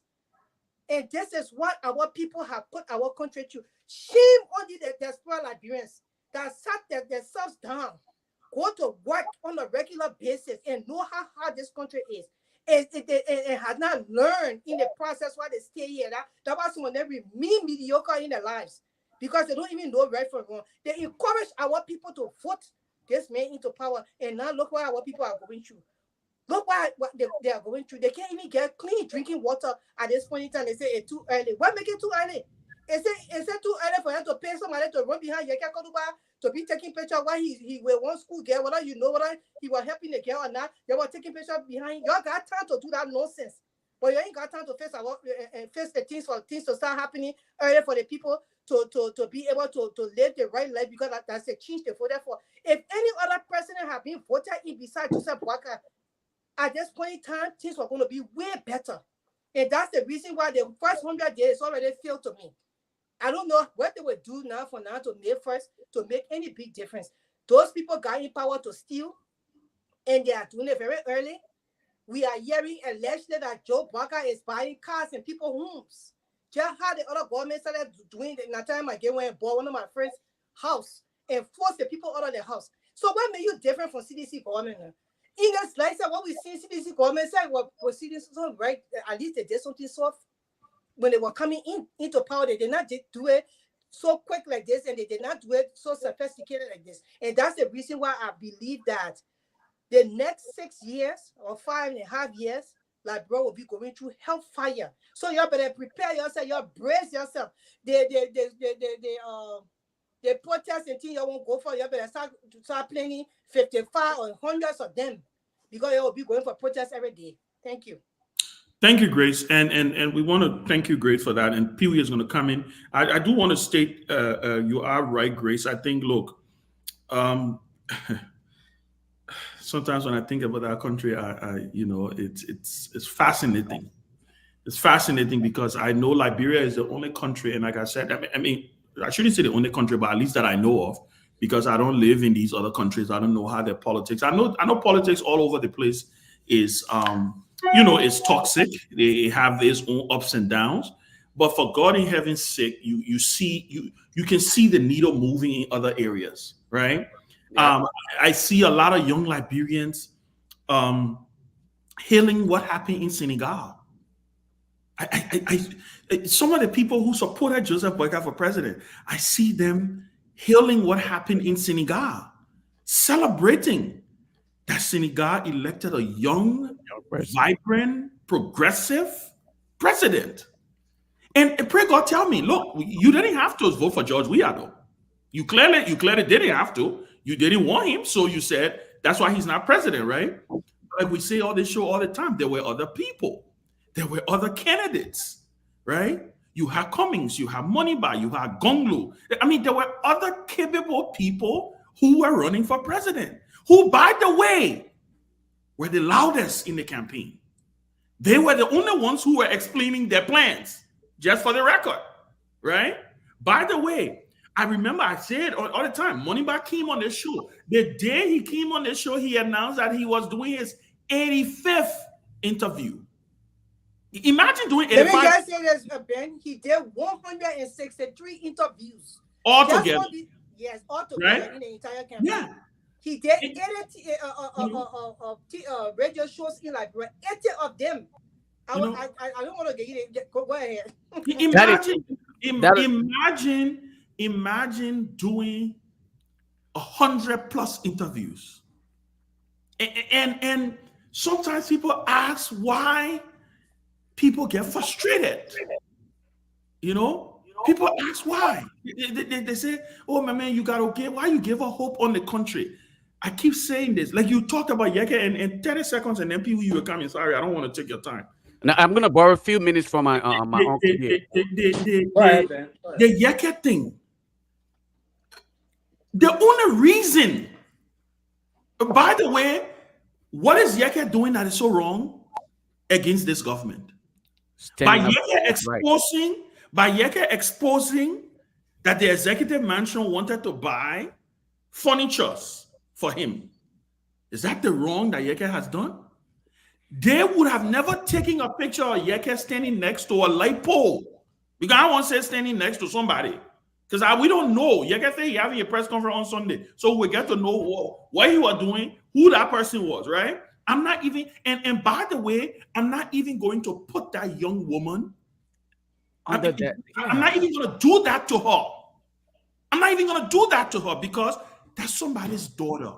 That could be my little sister. That could also be somebody she could be my cousin, right? So I'm not even going to put her on the line. Like the fact that you take a picture of her and plaster it on the internet because you're trying to attack a political opponent, it tells you the mindset of these people. And I saw some people who I respected reposting that, all because Yeke today is disagreeing with Joe Bucker and the rescue team. Again, you lay in the bed the way you make it. That's all I can say. I think Pee-wee, right? Pee-wee, if you allow me, Pee-wee, let me let you know. My uncle would not deny me here. Our uncle, look, we have a very, we have a very strong tradition in Lopi County. We have a very strong best stop. We have a very strong tradition in Lopi County. Uncles don't step on their nephews, and he would tell you if I was to say, Pee-wee, you can go ahead. He would say, no, nephew, go on. Watch, Pee-wee, can I just? What you say? Go ahead. I told you, Ben. No, this is tradition. No, let me say this, right? Someone spoke about the fire issue in Liberia. Guys, I'm sorry to say this. I know often people say, why is it that you cannot stay away from the lawn? Guys, let me just project this picture here. And I want you guys to see how pathetic it is for our country that is looking to move forward. This is whether it is deputy director or the director of fire service in Liberia. This is the deputy director of fire service in Liberia. Can you guys imagine? You know what fire service is, Ben, Grace. All of us here, we know. But what happened to the picture? No, Ben, come on now. No, I'm only asking what happened to the picture. I see you reading the book. He looks very handsome in that picture. If that's You're reading a fire. What the book said? Zoom in and you put a picture of. Fire detection and suppression systems. He's reading a fire service book. He's reading. Okay, that's just Ben. Look, Ben. Let me tell you something, right? If we don't start to think seriously, the serious problem would overrun us and will burn the entire country. You take a young man who have no experience at all, and hand him the position of a deputy director for a system that is chaotic. People are dying every day. People are concerned about fire. This young man go and sit in his office and grab a booklet to read about what he's supposed to do. Ben, you and I know in this diaspora, that would be something you would do at an appointed time where you're going through training. Is he going through training? So if you're telling me this young man is going through training, that means he was considered for the job without even having the qualification. But why are we literally putting our people's life at risk? You consider this man for this position. He's a young man. I have nothing against him. I want every young Liberian to be given opportunity to expire. But for Christ in heaven said, not at the detriment of innocent Liberian. But I don't blame this young man. He needed something for himself. Darius DeLorme, who himself fell in the midst of all of these opportunities, is why we are here today. Darius DeLon, who of course became a senator, even though he cannot prove his college education, the acquisition of anything beyond high school. We were able to be ignorant enough to have awarded him a Senate position. This is what he's rewarding. And let me close on this note, Ben. This is what Darius DeLon said, and the reason why I'm sharing this image with us tonight. You know why? I thought to share this image not because of the young man. All right. I pray that he succeed. Hopefully, he can invest some time in understanding the level of responsibility that have been imposed on him, which I know is definitely not going to happen. Like I thought of Jefferson Koji. I said Jefferson Koji was set up for failure, and this is this case with this young man. But you know what? I listened to Darius DeLon sat on a public on the national radio station, OKFM, when he was asked about the decision. You know what Darius DeLon said? He said he's a politician, and as a politician, they make decisions to favor those who support them. What does that tell you? He's not thinking about the competence this individual brings. He's not thinking about the forward movement of the country. He's not thinking about the growth. This is what I'm not focusing on the image that I'm projecting here. I'm thinking about Darius DeLon thought process as to why he supported the idea or even nominated this young man to serve in that capacity. It's sad and it's unbelievable. Go ahead, my uncle. Thank you. I thought to slip on some of my thought process also, but again, I think looking at what is currently unfolding in the country, we have a lot more to surmount as people. I was trying to review today. I was just taking some little note this morning as to the first 100 days of President Weah administration, all of the things that unfolded between 100 days and a little over 100 days. And try to look again. Within 100 days during the Weah administration, we have managed to do the dual community rule. Within the 100-day period, projected that process. Within the 100-day period, a little over that, there was this process about the foundation of the 14th Military Hospital. Within the 100 days and a little bit moving forward, we had the free tuition policy at the University of Liberia. Within the 100-day process, there was this issue that we projected, President Weah projected the process about the wax payment for both government high school and all high schools that have now graders in the country. There are a lot more plans in the process. Within the 100-day period, the entire Gibraltar community would de-roof their homes and re-roof them. That was within the 100-day period. So there were a lot of major projects. And within the 100-day period also, the president mapped up the entire rehab community and have all of the streets and alleyway paved within the rehab community, including directly around the surrounding of the current president's home and behind and in front of his home. That was within the 100-day period. Within the 100-day period, there were no nominations withdrawn from the Liberian Senate. And as a matter of fact, there were no nomination caution. All of those names that were sent to the office of the president to the Senate were well vetted and sent out to the Liberian Senate. And the process of appointment and other things were well on course. Now, back, if I were to just juxtapose between what happened between during the days of the former president and the current president, within the 500 days, we're going some to 4 days. There's no budget yet passed, some to 4 days. We don't have no instrument, legal instrument to operate with. And then we're moving on. We have a lot of names recalled from the Liberian Senate, and not only recall. For instance, LRC alone, we have had almost 3 presidents appointed in LRC. Three.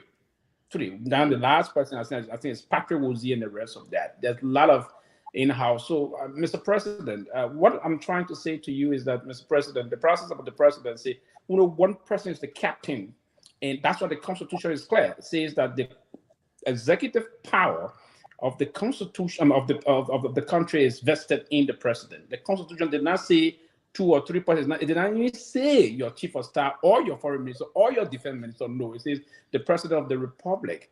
So I would think that you take control of the Liberian presidency, exert all of the powers thereof, in exercising the process. Because if we were to come out with those kind of conflicting process now, naming people and having them recall in no time before the confirmation process, they would mean that there are a lot of people trying to usurp. There is something to usurpation of function, usurp the office of the president, and that is also is tantamount to abrogating the Constitution. Because if you were to take power that does not in no way whatsoever, you're trying to abrogate anyone that will be for abrogating the Constitution, we have to punish you. It's punishable. And I think those that are behind the process of usurping the function of the president, I will begin the process of moving to the Supreme Court. You joking? No, I'm serious about it. I'm with you, Uncle. I'm with you. No, I'm serious. I have started the process. I will have it come in this morning. But baby. Eh? But baby.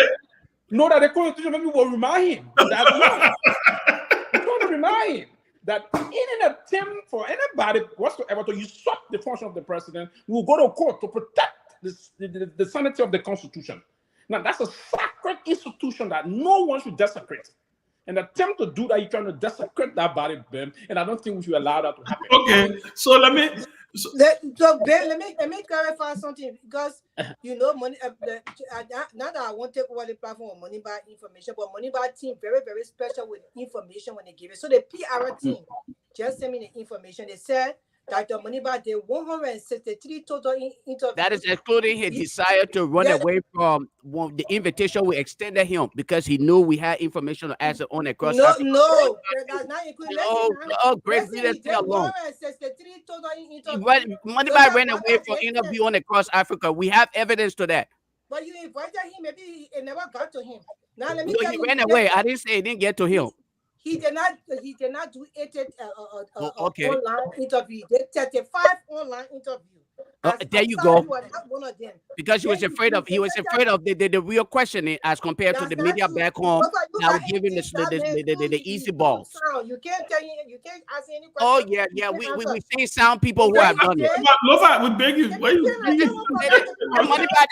Money by thing. We those of us in the media, we know how these guys play the low. The people PR say I made a step with the information. They said he did 35 online interview.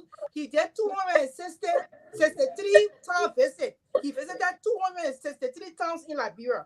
So the people decided to vote Waka because their minds were already made up from the diaspora Liberians who were threatening the people that they were not sending money to eat if they didn't vote for Waka. Thank you very much. But in the meanwhile, I have to also state that I don't know that for a fact because the election was rigged. Well, so let me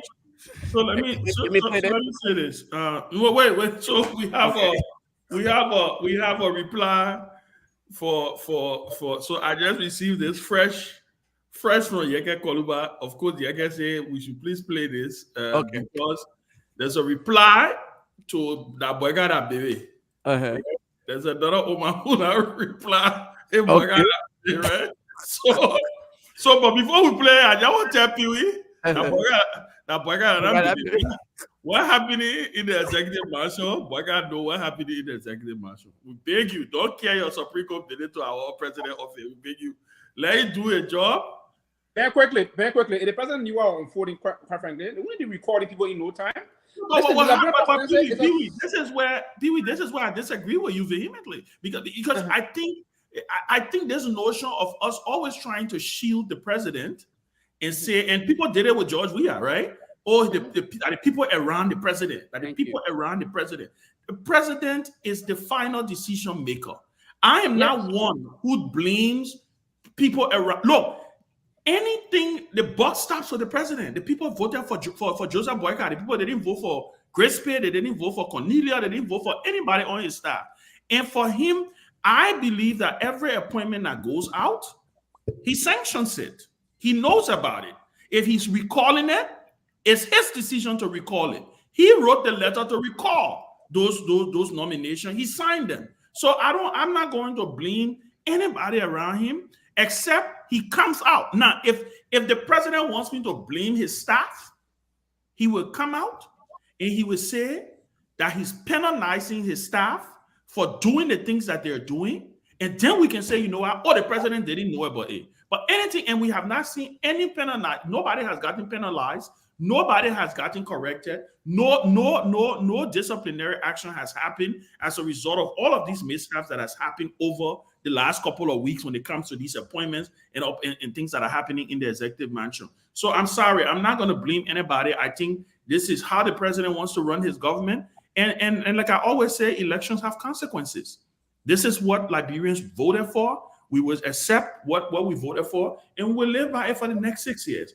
Lofa, meanwhile, you got it queued up. Yeah, we got it ready. Let's go ahead and play. So we play. Is that what we'll call it? Podcast response. Yeah, this is the lady responding. Okay, so let's get ourselves out of the way. Let's see what she had to say. Every day she talks to you get free. I really want to she was not in Liberia. She just coming. She not know about yet. Or she just can't. They particular election that she can't Liberia. She not about yet. Every day she say you get free. She not know about yet. And you get not free. But you get at school. Okay. When you register, you go in. You get school. You not do where you can fire you or you can fail you. So that you get better looking. You get not from one person. You get school that free. When you go register, you go there, do better way. But you do something, you get go put something on the blackboard, you not school. You want you get pass you. You get can't pass you, will fail you. So that you get better looking. That is all money you get. When she be talking, you will be putting normal on the phone, let be calling up. Let she leave you get. You get not first day. She not string here, she been in Liberia from any time until today. And today now she know you get first day. What do you mean you get first day now? You get open a school, anybody want go there. They want say now you want go in. You get school, I'm gonna be prepared. But if I not prepared, enter their fail. You get will fail me. So I want to not cry. Listen, Lova put us back on. You know, I can't wait for Sunday. You know this country look like you gotta look at that first girl. The woman said you can open her school. When you get in the school, you fail. Now that is a legitimate point. And everybody who asking to see that is on Yaka TV page or Yaka Qualified TV page. No, to be honest with you, that lady point is legitimate. And matter of fact, I was sending a team to go talk with her. Seriously, we sending a team to go talk with that lady. We want a detailed interview. Who gave me a feedback? I think not. Is it somebody? Okay. Yeah, I think we need to have a team to go and meet with this lady so that they can actually interview her for detail on what she's saying, because she's right. Rieki Koluba is not simply picking on one person. He started with President Weah, and now President what's his name? Boycott is in office. If you're not passing, he will fail you. Yeka don't take pay to pass. He's the guy who is simply here to make sure that things work. And I mean, look, this great point, Mama. Good point. Yep. So that's the answer. Pee-wee question on that. Pee-wee won't go to the Supreme Court. Somebody said play it again. We should play it again, Ben. I think play it one more time. And let's open the phone lines again. Let's get people's reaction. Yeah, we'll play it one more time. I think it's good. Every day she comes say you get first day. I really want to she was not in Liberia. She just coming. She not know about yet. Or she just can't. They particular election that she can't Liberia. She not about yet. Every day she say you get first day. She not know about yet. And you get not first day, but you get at school. Okay. When you register, you go in. You get school. You not do where you can fire you or you can fail you. So that you get better looking. You get not from one person. You get school that free. When you go register, you go there, do better way. But you do something, you get go put something on the blackboard, you not school. You want you get pass you. You get can't pass you, will fail you. So that you get better looking. That is all money you get. When she be talking, you will be putting normal on the phone, let be calling up. Let she leave you get. You get not first day. She not string here, she been in Liberia from any time until today. And today now she know you get first day. What do you mean you get first day now? You get open a school, anybody want go there. They want say now you want go in. You get school, I'm gonna be prepared. But if I'm not prepared, enter their fail. You get will fail me. So I want to not cry. Yeah, like it. Liberia. Sweet land of liberty. Everybody protecting their side. That's it. I love it. But great. So y'all got anything that before we go to the phone lines, we want to open the phone lines. Yeah, I just wanted to say what the old lady, what the lady was saying, because she's not an old woman. What she was saying makes sense. Besides for the elections, for the campaign, at the end of the campaign, Yeke was drawing his line. He saw some things. We were watching. He saw some things. He started drawing his line. They talked to him. He was between a rock and a hard place. He already had gone so far. So I felt sorry for him in that process, because at the end when it was coming to the end, he found out that they were not going to deliver. He had it in him. You could see when he talked and all that kind of stuff. So, I mean, since the Brimpo have made up their mind, and our minds, and our people here already threatening their family members to go and vote Joseph Boakai, so they did. And then Yeke people, then they encouraged the people already made up their mind, so they couldn't withdraw, like the way Costa did, and then he had a lot of backlash. So Yeke just went with the flow. But then when you get there now, you don't do the right thing, he has to debunk it. That's the right thing for him to do for his followers and the Liberian people and for Liberia, because he loved the country. So we understand that, and that's what the lady said. You come in his school, he will help you through the process, he will teach you everything, but then when you reach there, you don't make the grades, he's going to fail you, and that's exactly what he's doing. So that's it. Yeah, Ben. Quickly, before I think Yeke position is very clear, and this is sending message to a lot of folks across the country in the next political dispensation we headed to. And I think, Grace, you need to, you and your team and the Monuba team will have to start. Listen, Yeke is building a huge constituent base in the country. Don't like him. And this is one of the things. The lady, what she's saying there, it is clearly that is kind of a way you understand that the way the people carry on opinion push over in this place, that resonates with a lot of Liberians. And most of our voting population, you and myself intellectual, no. I told them, look, we said this on Monday. On Wednesday, right? That's this issue. We have to be very clear here. And this gentleman, he may be sometimes erratic, and I'm sorry, that's my. We may not like his. We may not like him. Yeah. But listen, this is resonating. And that's the kind of the people that would say, they won't kind of debate on the radio, say this is happening, that's happening, but we'll take some very serious decisions. Yeah. So what your guy is being a serious now, yeah, and he's part of those, and he contributed tremendously towards the past election. And he's now somebody said, I will have a conversation with somebody say, why you can't come and say, I'm sorry, I misled. No, he wouldn't say that. In other words, he's trying to what he's saying now, he's saying to folks that he's disappointed in the man he's canvassed for. That's just that. He's amplifying his tone across the country, and folks will have to take him seriously. If I were to contest for the president, something I'm contemplating on, I think I will recruit him in an orbit and see how we can move. Peewee,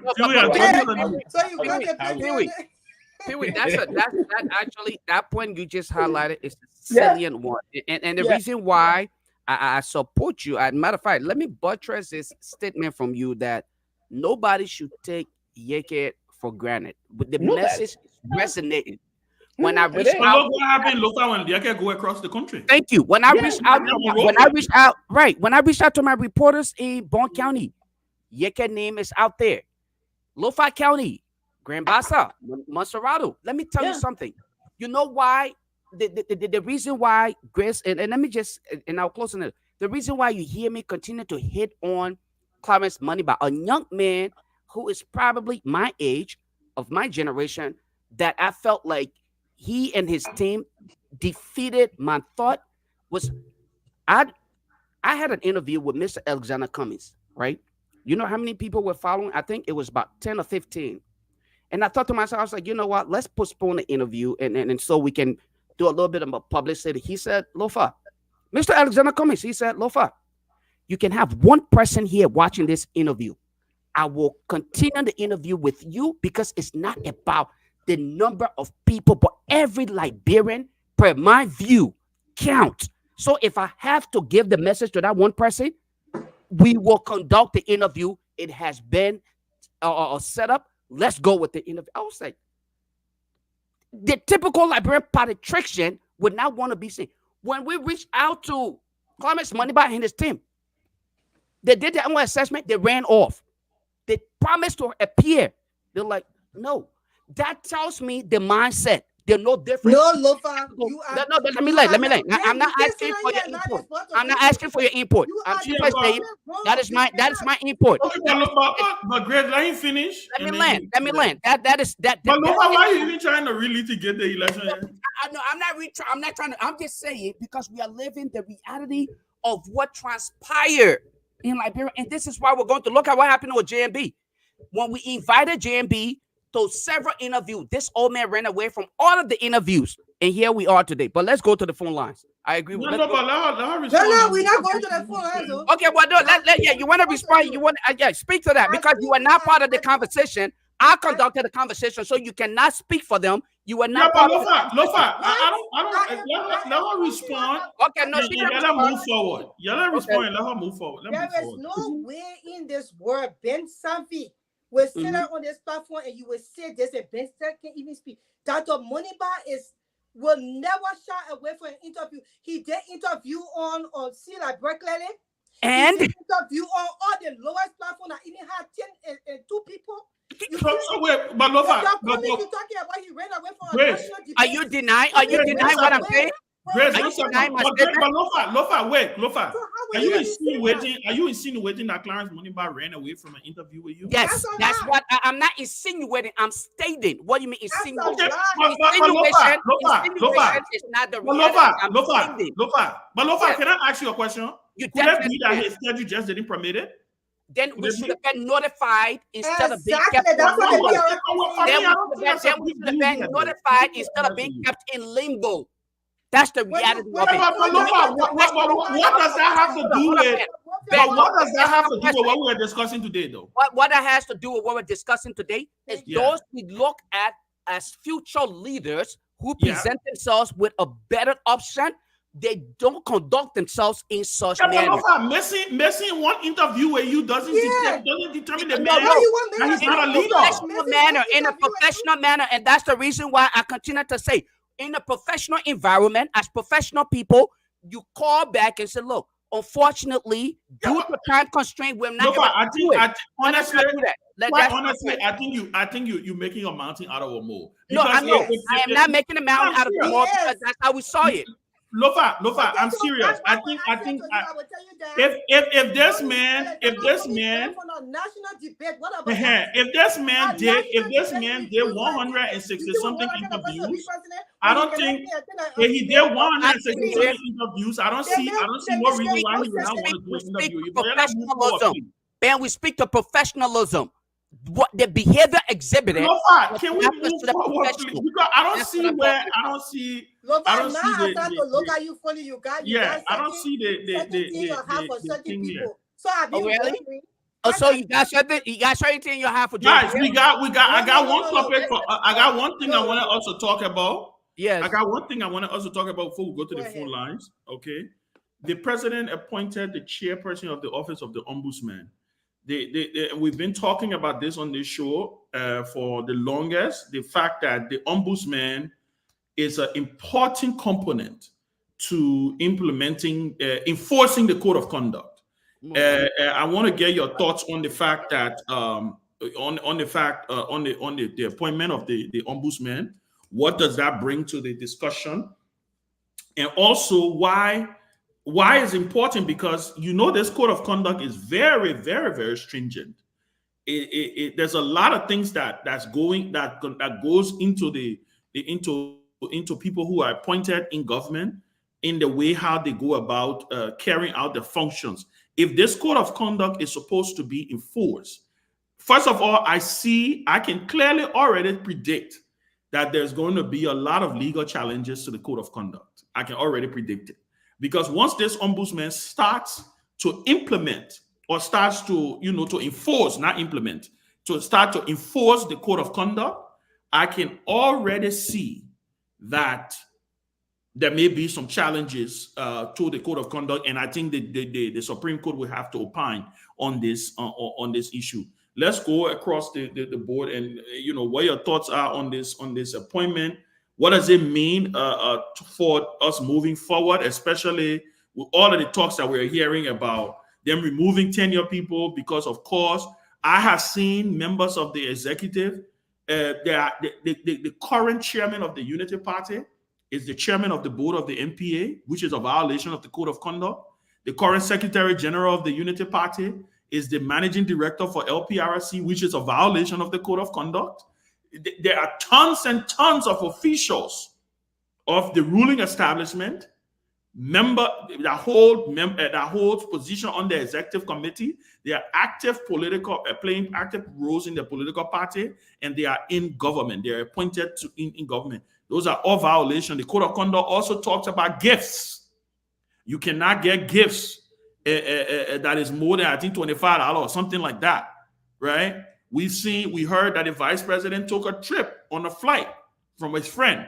That's a gift. That's a violation of the code of conduct. So this ombudsman has his hand full.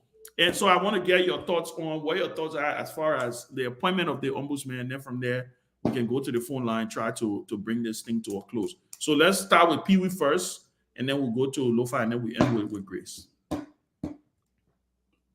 Pee Wee, you muted. I think it's a good thing. Let me say thank you to the person I just getting this information, actually. The fact you appointed Councillor Finlay Kanga, by the way, just for information. Councillor Finlay. Okay. Councillor Kanga is one of those Liberian lawyers that I personally got some admiration for. I respect him. He was one of those during the We administration that was in the vanguard of defending a lot of folks that were accused. He did, as a matter of fact, pro bono job for most of He was the COP. He was the COP lawyer. The COP lawyer and the rest of that. I can recall this very well. He did some pro bono. He ran some pro bono services to other folks that were deemed indigent at the time in terms of legal representation. So he's one of those that I think the appointment is great, and I respect the appointment and believe in it. And I mean, congratulate him. I will now hope that Councillor Kanga should come and prove again to us that he's the person that the Liberian people can trust, because this is a very clear thing, as Ben said. He had just ended a monologue that the chairman, the secretary general, they are both of them currently in active government position, and it shouldn't be the case. And I would think if the president canvassed on the mantra of change and mantra of fighting corruption, he shouldn't allow those people to. He should have first told them to resign before appointing them. That should have been a room telling the people that we are about to do things. But I would hope that the ombudsman will move to get the job done. But the rest of the team, I don't know. I just hearing this. I don't know if they appointed the rest of the team of the ombudsman, because just the chairman. Okay, the president now should move and complete the process and appointing the three other officials of the office of the ombudsman, so that they will move in and conduct the affairs of the code of conduct and other issues that are being violated in terms of ethics, and because ethics is very important in terms of our work representation and all those things. So, but I think let me applaud my own uncle and the president of the republic, Uncle Joe, for this process. Yes. I mean, it's clear. We will commend when commendable things are done, and we will condemn when condemnable things are done, and then profit solution and profit the way forward. That should be that's the new progressive mindset and the new progressive mantra, and that's the way we look at things, right? It's Liberia first. We think Liberia, we speak Liberia, and we project Liberia. So that's the kind of a thing I think.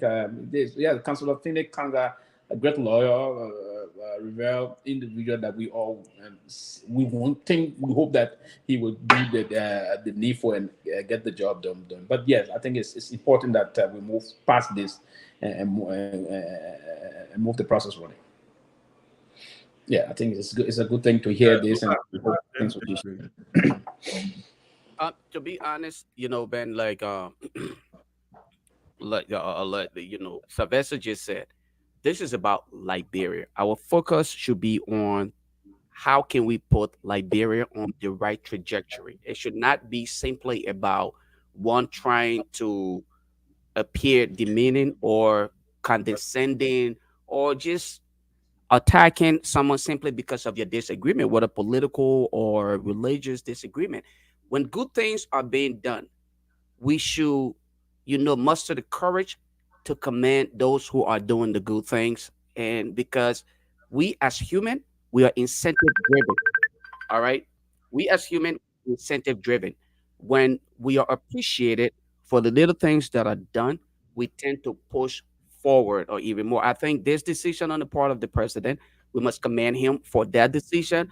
Nevertheless, here's the hiccup with it, though. I'm a little concerned as to why wasn't the team, just brought on board, and that's my question here. I want to know why didn't that happen? Um, if there is a reason, hopefully that reason again they would not have to justify the decision on why they hire people. Why, if I'm literally stopping you, you would think you would stop calling. I'm sorry. Um, you know, if that is the decision to bring one person on for whatever reason, hopefully that individual can see others on the team that got him to that level of success for which the president consider him to be that individual who can get the job done. But I take us back to where we need to focus: results, results, results. I think that should be our focus point. Our focus point should not be on all of the extracurricular activities. We want result at this point in time with Liberia. Let us look for the best and the brightest to bring results because we are far behind. We have no time to wait for anybody. So I think the decision thus far, I mean, based on my little research here and there, I think it is okay. But I think he would need a lot of help. It should have been done with the entire team. That is just my position. Thank you.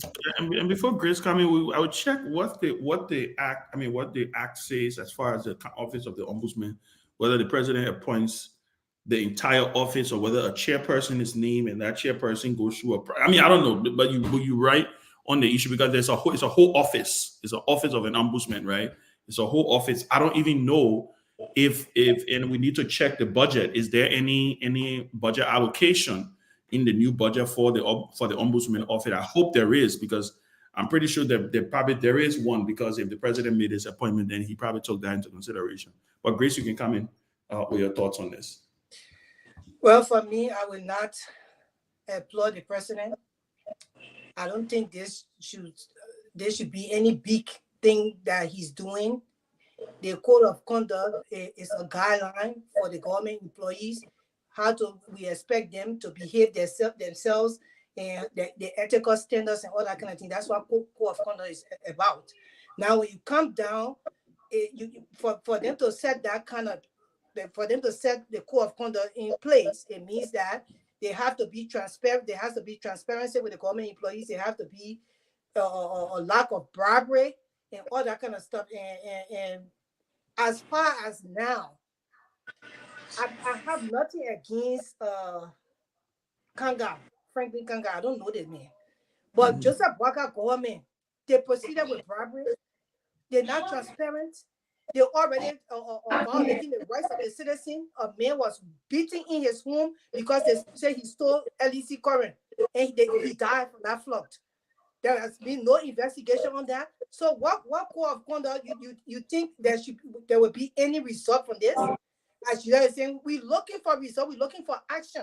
Until we can see the action and result from these things, we are not going to applaud anybody here. Just like Waka didn't need to do their job. Let's see what they can deliver to the country. I am not going to clap for him for that. In fact, too many appointments being made in the government already. So we just tired already. I don't think this is going to be any change. I just hope that Mr. Kanga don't allow them to stain his reputation, because some of the things that he's hired to do, he might be probably not able to do them because the way the government is running right now. Thank you. Thank you, Jackie. The people calling Jackie business. My name is So Grace, you're not gonna get mad about that? No. Let me say that. Let me say, and I was I'm just playing. I was going to address it. I was going to say, because everybody writing about Jackie on I'm just playing, Ben. The thing on the live feed. Oh, they're making a No. They're saying we should remove her from on the poster. It's Rusty Singh that is purposely doing it. He bent.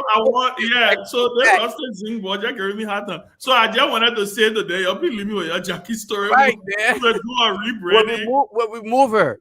We'll do that's what I wanted to say. And then I ended up saying Jackie, because they deal with Jackie. But let me say this. I agree with you, Grace. I don't think I don't think there's no trophy to hand out here that the president has appointed an ombudsman. I think this is look, and again, like I said, there's several opportunities that I see presidents miss.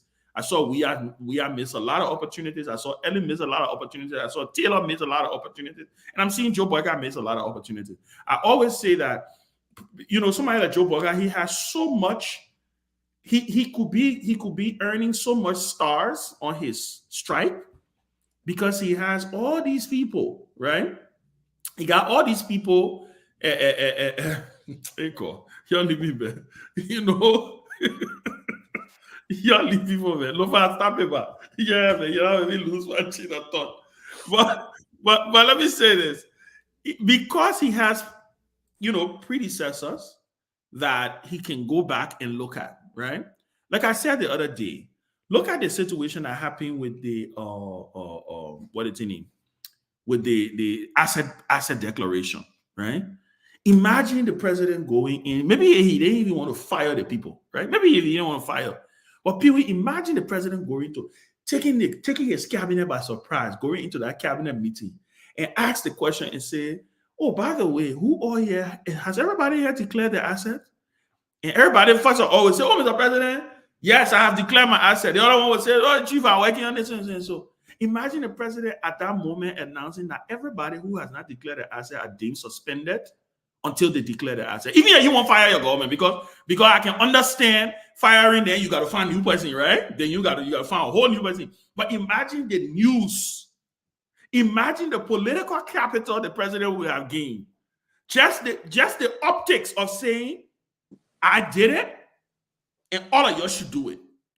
But even though I didn't make it public, right? But the fact that I did it, because the law doesn't say it must be public. So he followed the law. He declared it. Imagine he's saying, "I'm going to suspend every member of my cabinet." He asleep, Ben. That man don't have the political way he would. That's what I'm saying.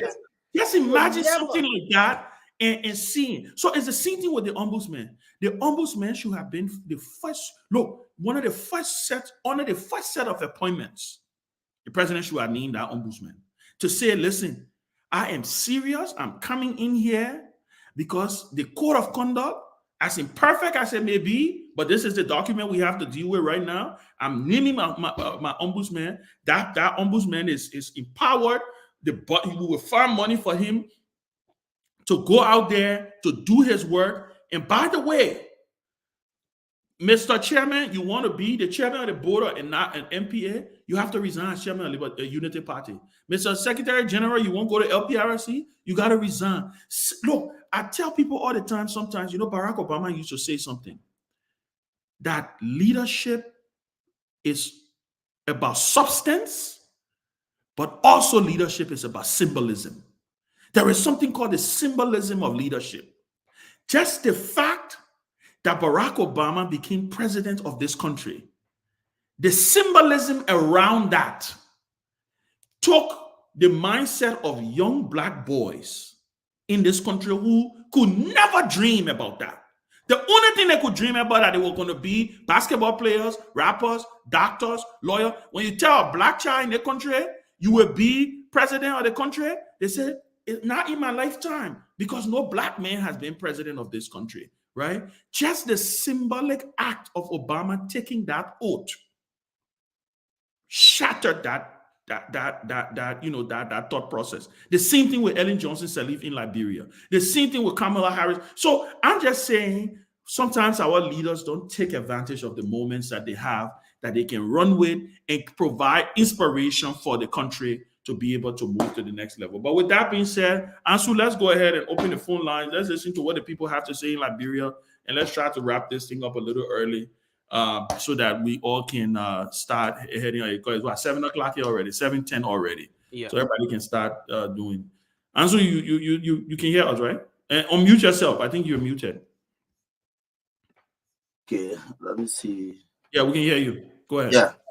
Yeah, okay. And Chairman, and not to forget again before we close up, the House also summoned the president of a state for presidential affairs. The Minister of State. Yes. The Minister of State. Yeah. Yes. Thank you for that. The Minister of State has been summoned to answer question on why they didn't let President Weah use the presidential lounge, stating owing to the fact that he's the former president of the country. And I think they're going to also talk about this Yeke Koluba saga issue, the issue with the furniture being purchased by the Ministry of State. So we look forward to seeing what the hearing out of that would be. And I understand it will be a public hearing. So we get to hear what the excuse will be on them denying the president because he's going to be on the oath. So hopefully I'm sure he will want to say the truth when he's there. Yeah. So as a matter of fact, it is Yeke Kurba that wrote plenary requesting for the president to. Yeah, Yeke actually did. Yes. Yeah. 0776-927472, the numbers to call quickly and be live on the closing argument here on Truth FM on 776-927472. And please be audible, please. Hello? Yes, sir. Go ahead. Thank you, Ansu. Thank you, panelists. My name is Navy, Visual President to join from Calgary, Florida. Okay, you're live. Thank you so much. I want to appreciate the panelists. I always follow this show because these are issues that are really affecting this country. And again, I follow it up because of the independent views, on the show, that which I love. But yes, the real reason for we you people are surprised, and then for me, I am not surprised. Is this right? Because people spoke about the experience they may have.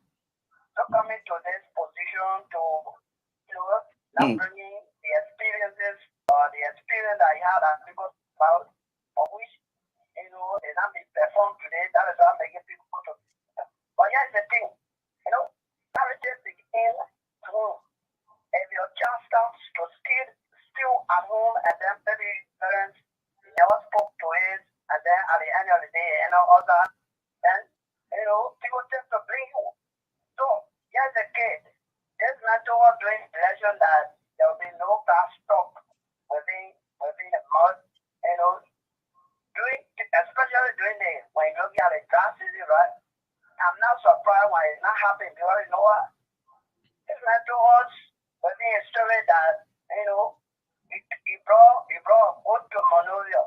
Okay. Two more goats that he brought here. He wanted money, and then looking at the size of the goat, he gave the goat two or one couple or so. He brought a goat from where? He brought a from Roberto State. Who brought goats? Who? And then for people to be Is it the Is it Boga brought goat?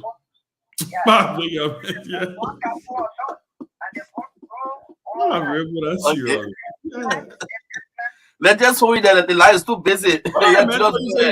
That's when you have time. I got a call here. I got a caller here on, please. When you have time. Yeah. Go ahead. Okay, let's take the caller. Where you calling from? Caller, go ahead. Your name and where you calling from? Hello. I'm calling from Minnesota. Okay, Minnesota. James Nipo. James Nipo from Minnesota. Go ahead. To be honest, one of the things I've been looking at when it comes to government issue in Liberia, one of the things that really break me down, it was yesterday. Hello? Yeah, go ahead, sir. We're listening. Go ahead. Mr. Nipo, go ahead. We are listening to you. Can you hear me? Mr. Nipo, can you hear me? Go ahead. We are listening to you. Yeah, but you have me on mute, so you're not muted. We are listening to you. I muted myself so you're not distracted if I have noise in the back. You Minnesota people, go ahead. Everybody listen to you, Minnesota. Okay, yeah. I said you guys, I've been listening to you guys all the time, but one of these silent listener. But to be honest, when it comes to the government business, everyday life from Ellington, from Joey up to Joseph Waga, it's so frustrating until one of the things that really break me down was I think yesterday they had a cabinet meeting. While we are a member of cabinet, as a cabinet member, then you get of somebody who older than Joe Baka, I think 3 to 4 years, they gotta be holding your hands Jesus. to walk along with him to get down on a step, and you look at people in our well-educated young folks. Okay, let's just see this from there. But within the UP government, you look at somebody who already retired. There's nowhere in the world that this man can get a job, and you got to look at that kind of a person to give them job. Look, LeBron not go anywhere. I saw it on Spoon TV. One of the journalists. I felt so much disappointed because right now, somehow we got kids in the country.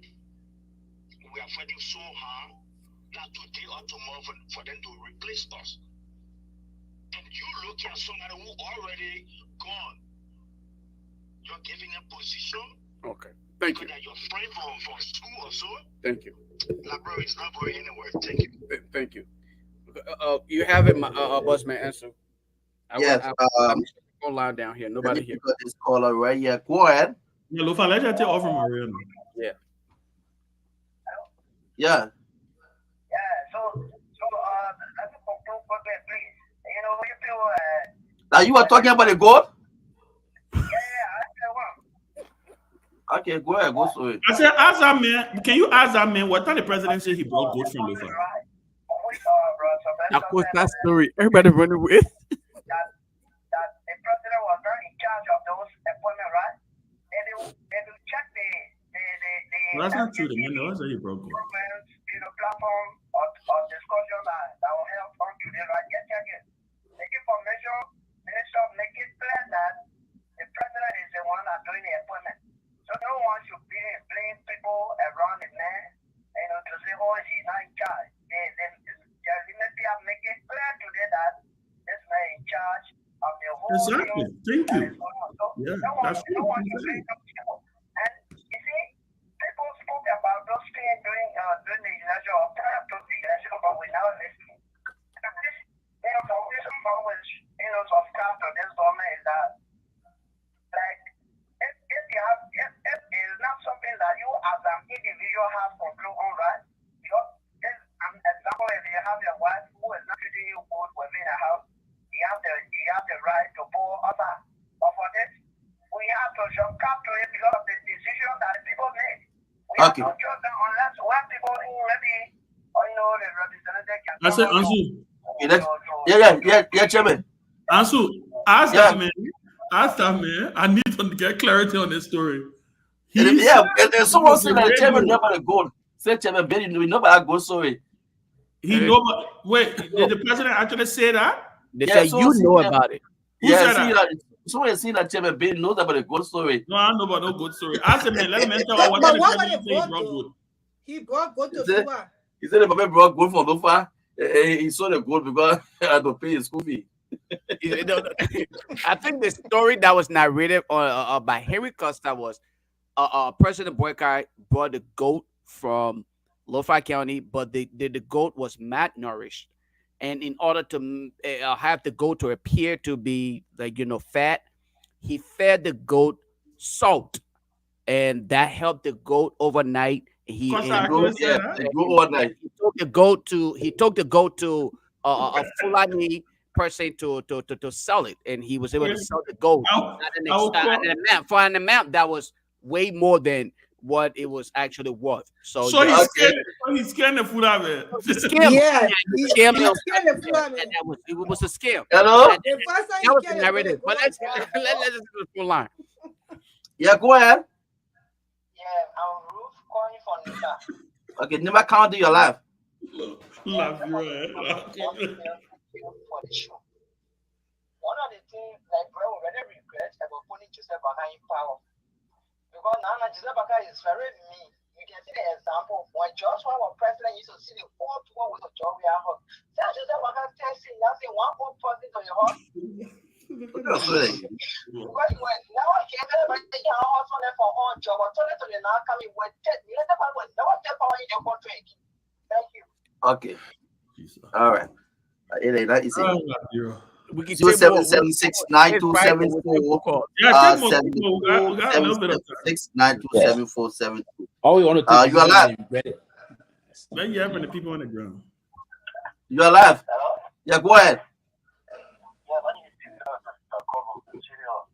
All right. Yeah, I want to commend you guys for this brilliant platform that you guys been watching us, and I wish you guys were on there during the election. I think it would better help us. I know I've been hating Jackie because of the starting words that you're doing that time.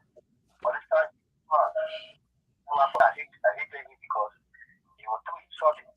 You were not going to the issue.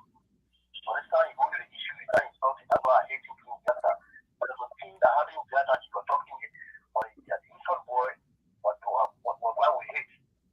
And, we make decisions we don't regret. And this is why we'll be repeating every time. Okay, because people in America, they have an allegory or via experience, and it will always influence our election here. Because the people in America, their influence in this election, we are for. I'm for everyone who want to talk to in our school, in the hospital, they will tell us, say, our people. They will tell us, they are for your children future. I don't know that children future. The children future is damaged. Seriously, because school fees are going on high. I got 2 kids. I pay 60,000. So one of them, I'm not doing. I do promise of job. Nothing has been taken over from our job to pay our children's school fees. How do we? Well, I don't know. I don't know what I think about American us. Okay. Okay. Okay. And then the question asking where to bugger from you put him on. Okay. 07769274 72 the numbers to call quickly. I'll be live on the post actually on 96.1. The guys listening to you. Go ahead. Hello? Yes, sir. I need to call Costa and find out the story from Costa.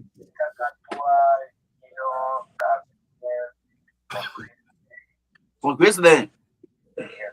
What we get Graceland?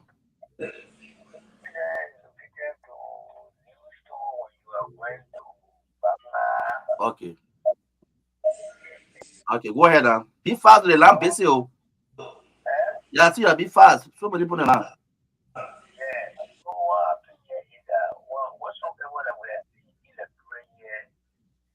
Matter of only to have people who will not be able to so all I talk about people are talking about all of these people. Anything that you don't have to pronounce it to more people. And when you pronounce anything to more people, make sure that God are hearing it. And as God hearing it, He's marking.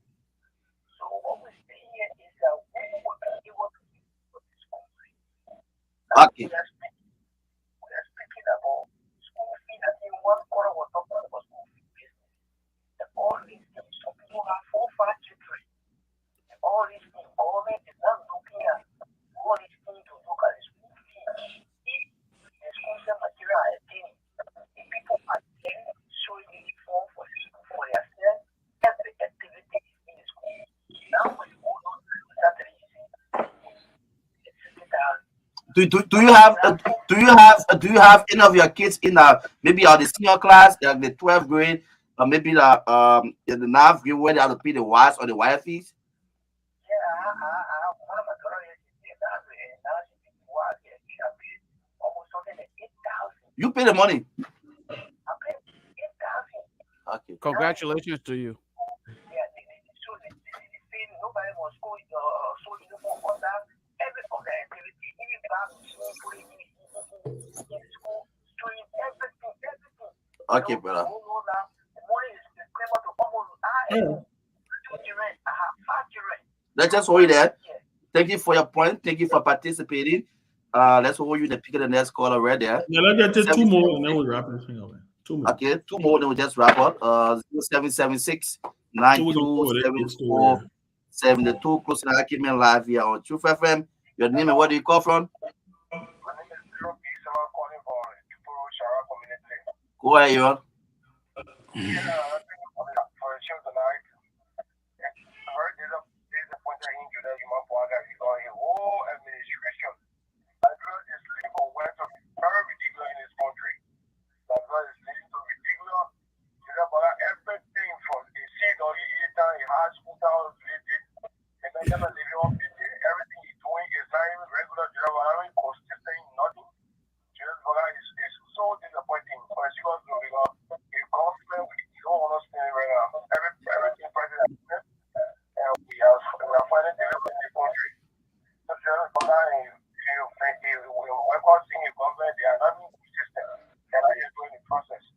Okay.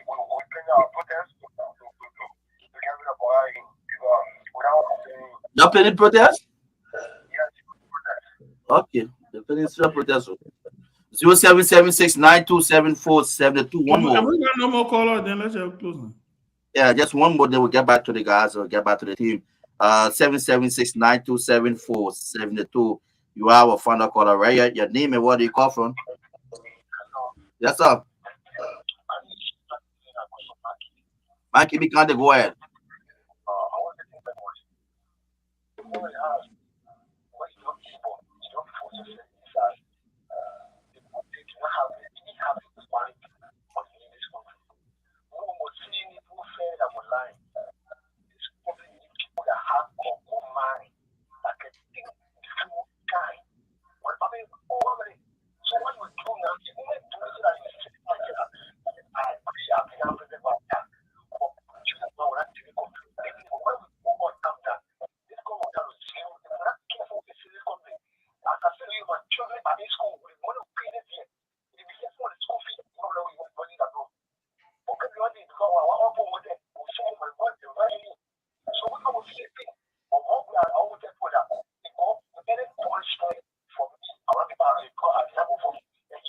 Yeah.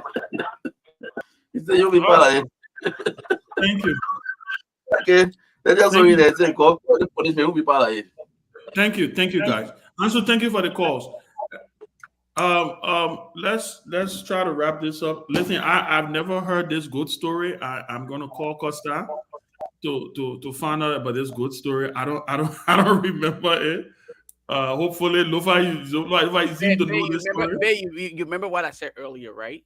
All it takes is, I mean, a popular person like yourself, Ben Sanvee. You can sit here right now and coin a narrative of what you think Lofa is.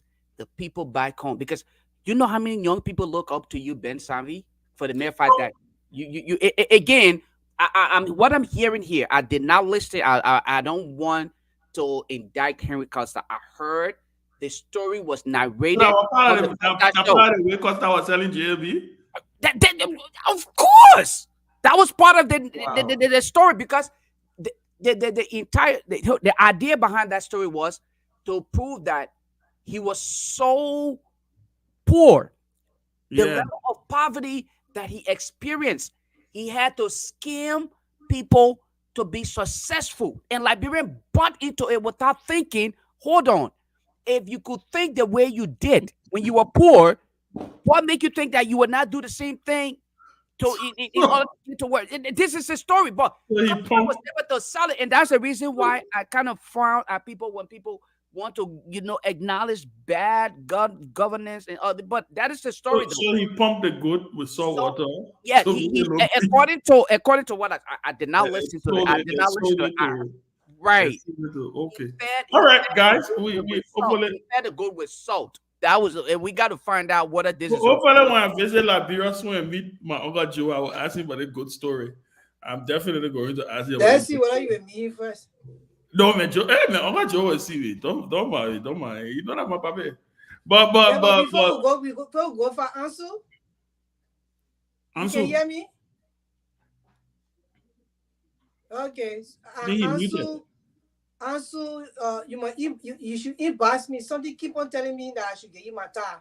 I will give you my time this weekend so you can enjoy yourself. You know what, Chris? Honest, Chris, you know what? To be honest with you, thank you, Marcus. Whatever is telling you that is a real thing, because I felt. Please do it. Wow. God bless you. No, seriously, to God in heaven. Wait. The thing told you to send your tattoo to Ansu? Anything. I felt it. I felt like I needed to do this answer. I felt like okay. I don't know. I'm not a religious person, but the fact that she mentioned it, and so that you see how it connected. I want to believe. I want to believe it's true though. It could be.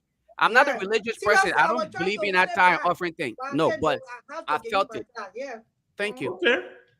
Well, Ansu, depending on the woman, tar at 10%.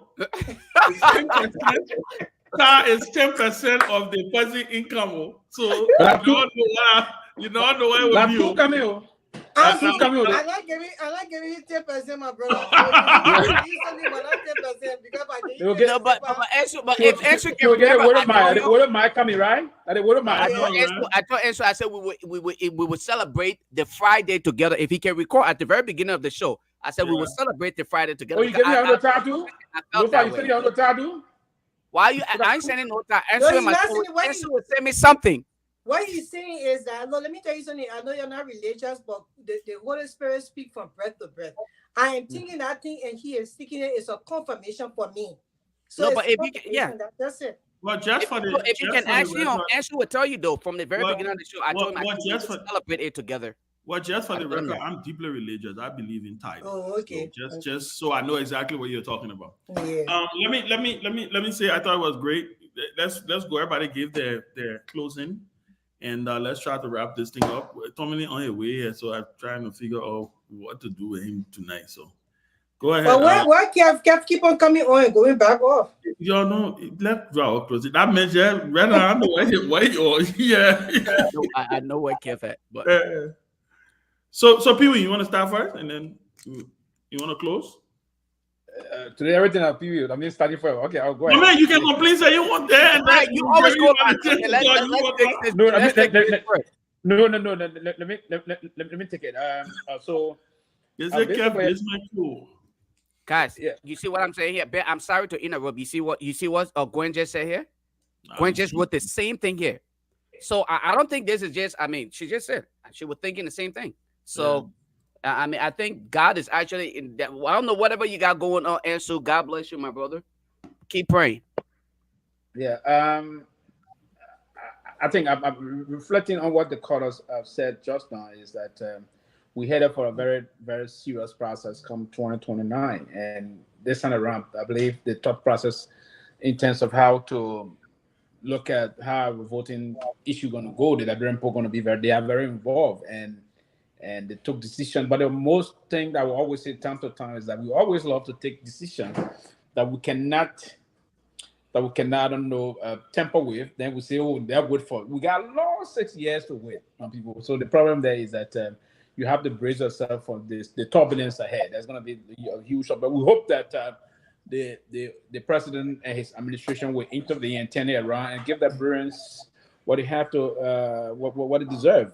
But the fight, Mr. President, I'm a little concerned about the decision you talk about withdrawing the name of Bobby Livingstone and that of Lafayette Gould. I think, as Livingstone described it, there was some menace of this issue about targeting them. Those two gentlemen work in the office of the Solicitor General of the Republic. They work in the prosecutor office. So do we have to take, I mean, they didn't do it that they were targeting Madame Gloria Mususkau. They serve the government, they were being paid as prosecutor, and they work in the office of the prosecutor. So they will have to take on cases to prosecute anyone that will commit crime against the state. And Councilor Scott and the rest of her co-accused, they were all accused of committing murder, and that's a capital offense against the state. State prosecutors will have to engage the matter.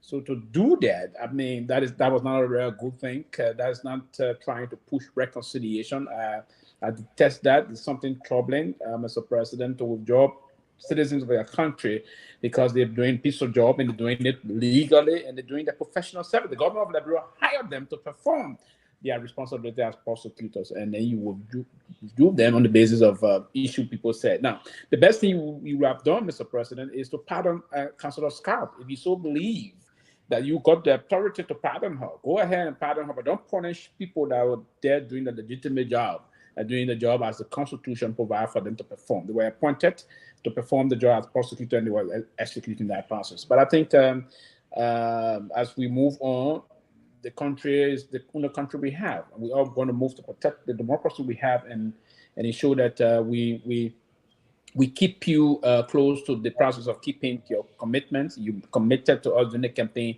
that you came to rescue our country and rescue all of us. So, I mean, this should not be rescuing certain people and trying to punish those that didn't support you. I didn't support you, and I stand the ground. 2017, I didn't support you. 2023, I didn't support you.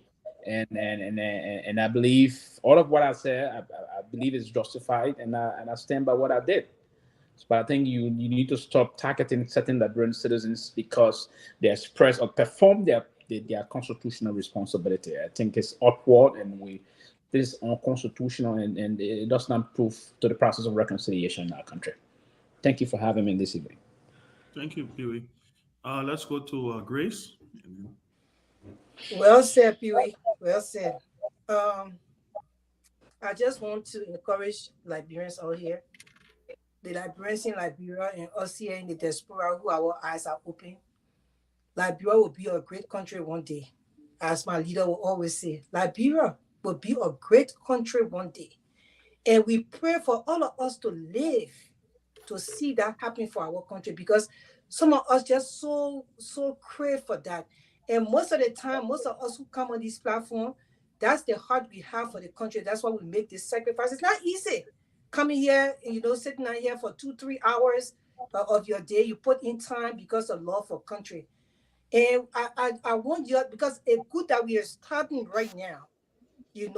Elections is in 2029, but right now you have to start to look and see and try to put your things in place, what you want to see in a president, what you think a president should have to deliver Liberia, and you start to put all those things in place for 2029 so you can vote the right person in, because election has consequences, and this is what we're going through now because a bunch of us decided that they were going to vote Joseph Boakai into power, although we were in the minority, kept on seeing he was not going to be able to deliver, and we see what happened right now. So it breaks my heart when I think about our people, because some of us we have that love for country, we have love for Liberians, and it just breaks my heart that our people have to go through this, suffering at this point in time where they thought that everything was going to start, they were going to see some promising something, and it's so sad. It's sad to watch.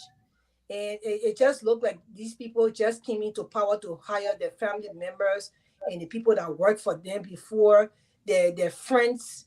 And most of the people in the diaspora that pushed so hard, they were pushing because they wanted jobs and they ran away from here. They're going running back to Liberia now, and they are in power. How would they be able to deliver? Some of them don't even have the technical know-how with the positions that they are putting, like the Judas played that boy from the fire service. For you to be a deputy minister for fire service, you know what it entails? You have to know every doggone thing about fire service for you to stay in that position. And we can see that that is not the case at this point. So it just put Liberians at risk. Our people are dying. Every now and then they're losing their properties. They are homeless in their own country. And it's saddening us so much. And I will continue to say, as we grow this government, we'll also say that we're praying for them because we want them to succeed. Because when they succeed, all Liberians have succeeded. And our country will look better, that we, now that want to go back home to do other things and help the nation, will be able to go there and feel safe, and we'll feel wanted in that space to be able to give our helping hands to our people. And that's what we look forward to. So we encourage Boakai. Joseph Boakai, you promised the people you are going to change Liberia, although you are not the change, but we think that you can still make up your mind to do the change that you promised the people that you were getting. And we are looking forward to that. Thank you. Thank you, Grace. It's gonna be very short. Fascinating conversation. I'm glad that we got the people involved, got them to call in and take it from there. Look forward to having more of these conversations. I think next week we'll have a few guests on the show. As always, it's great conversation about Liberia, and we look forward to seeing our country do well. As imperfect as we are, Liberia is the only country we got to keep on it. So it's great talking. Lofa, you want to take it home? Thank you, definitely, Ben. Let me just say it. Great. I'm very grateful that we were able to host this show tonight. We actually cover a variety of things that were very important to Liberia, and as often said, we are here for the people. But I'm not gonna close without having to acknowledge my little sister, and I feel like it is upon me to acknowledge, and I'll share her picture. I'm sorry, guys. I am going contrary to what we would normally do. Samrika Kit Zoga, her birthday is today. She celebrates her birthday, and I want to say to my little sister, thank you for being who you are. She's an advocate for people with special needs, and she has been consistent in her fight for people with special need, and she believes in it. She also is heavily involved with impacting the lives of people in Liberia. So I want to use this opportunity to really thank her for her consistent fight for people with special need in Liberia. They're often referred to as people with disability. She don't like people being referred to as that. Let me just say this on this in this public medium. She don't think that they should be referred to as people with disability. They should be referred to as people with special need. Or and so she also runs a platform called No Limits, and that tells her that she's not limited. She don't feel like she's limited to anything. Anything any one of us on here can do, she can do better. So I just want to use this opportunity to extend a birthday greetings to her, and say to every one of us on here, thank you guys for consistently being a part of the platform and fighting for a better Liberia. I don't see a better Liberia under President Joseph Numa Boakai because of the start, but I pray for a better Liberia. That does not negate the fact that we may not experience a better Liberia under President Joseph Numa Boakai, but I knew all along that the possibility of experiencing different Liberia under President Joseph Numa Boakai was almost zero to nothing. So I hope that they prove me wrong, but Liberians will hopefully learn from the mistakes that we continue to make. Let us not follow the flamboyancy or the eloquence of one's statement. Let us look at ability to achieve. Result driven institutions are the institutions that impact lives around the world, not the flamboyant, eloquent speeches that are made around the world and the charismatic approach to everything that gets you what you want. No, we are looking for leaders. Leaders lead and show result. And that's what we want in Liberia. Going forward, we must start to think and look forward. Let us look for young, vibrant, intelligent Liberian who know what they want for Liberia, and they are professionals in the areas, and it's not based on political appointment. The political appointees are killing Liberia, and this is exactly what Darius Dillon did to it. He proved me right when I say the likes of Darius Dillon and other people are killing the possibility of growth in Liberia. Thank you all for being a part of the conversation. It was wonderful. Thank you, Lofa. Ansu, thank you. It's great having you again. Ansu, there you go. I was gonna say, Ben, did you get my your message? phone number, with the same with. Okay. Thank you to all the callers. Thank you to all our callers who called in. We will see you next week, Monday, for another edition. And not forgetting our brothers and sisters and Muslim brothers and sisters, Chairman. Oh yes. Yeah. Happy Ramadan. Yeah. Yes. So we want to say happy Ramadan to all our Muslim brothers and sisters out there. We pray as you pray for us and pray for our country. Don't forget to share with me. Yeah. I'll get you. Ansu. Yeah. You got my message? All right, guys. I see you. Yeah, I'm just trying to see whether you guys closing now because you're staying long, so I can't. You guys need to go. Yeah, you guys need to go. Ben, why you keeping the people here for long? You need to leave now. End of the show. Yeah, right. Ansu, hit me up with that stuff, bro. Please don't forget, Ansu. End of the show. I know, right? Kevin, the weekend started going you, okay? It started early. Don't mind. It started early. I can see you flooding your eye. Ben, you know they put the lime on the tea, the orange on the tea now, right? But leave it, man. If your weekend will be going, you enough for the eve. I know, right? Kefico, I can see the weekend reflection in you.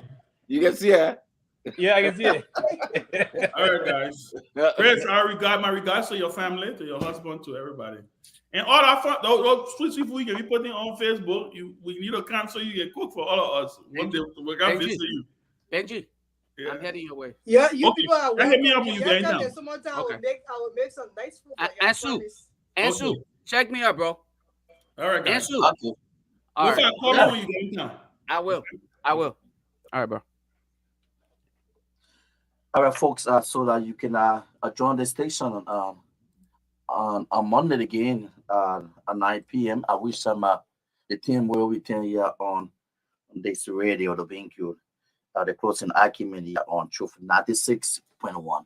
My name is Ansu K. Salif. So on behalf of the entire team, I say thanks to the guys there from the US, Chairman Ben, Lofar, Griggs, Sylvester, the rest of the team. It's been a wonderful, wonderful weekend on the closing argument here on Truth FM. So let me leave you with this song here. Make sure you stay on trouble, lock your doors and your windows. Yeah. And make sure you stay on trouble, lock your doors and your window, all right? It's exactly 15 minutes up to uh 12 o'clock. So I'll be leaving the hands of my maintenance and technical team. They're gonna run it now up to our sound of time on this radio.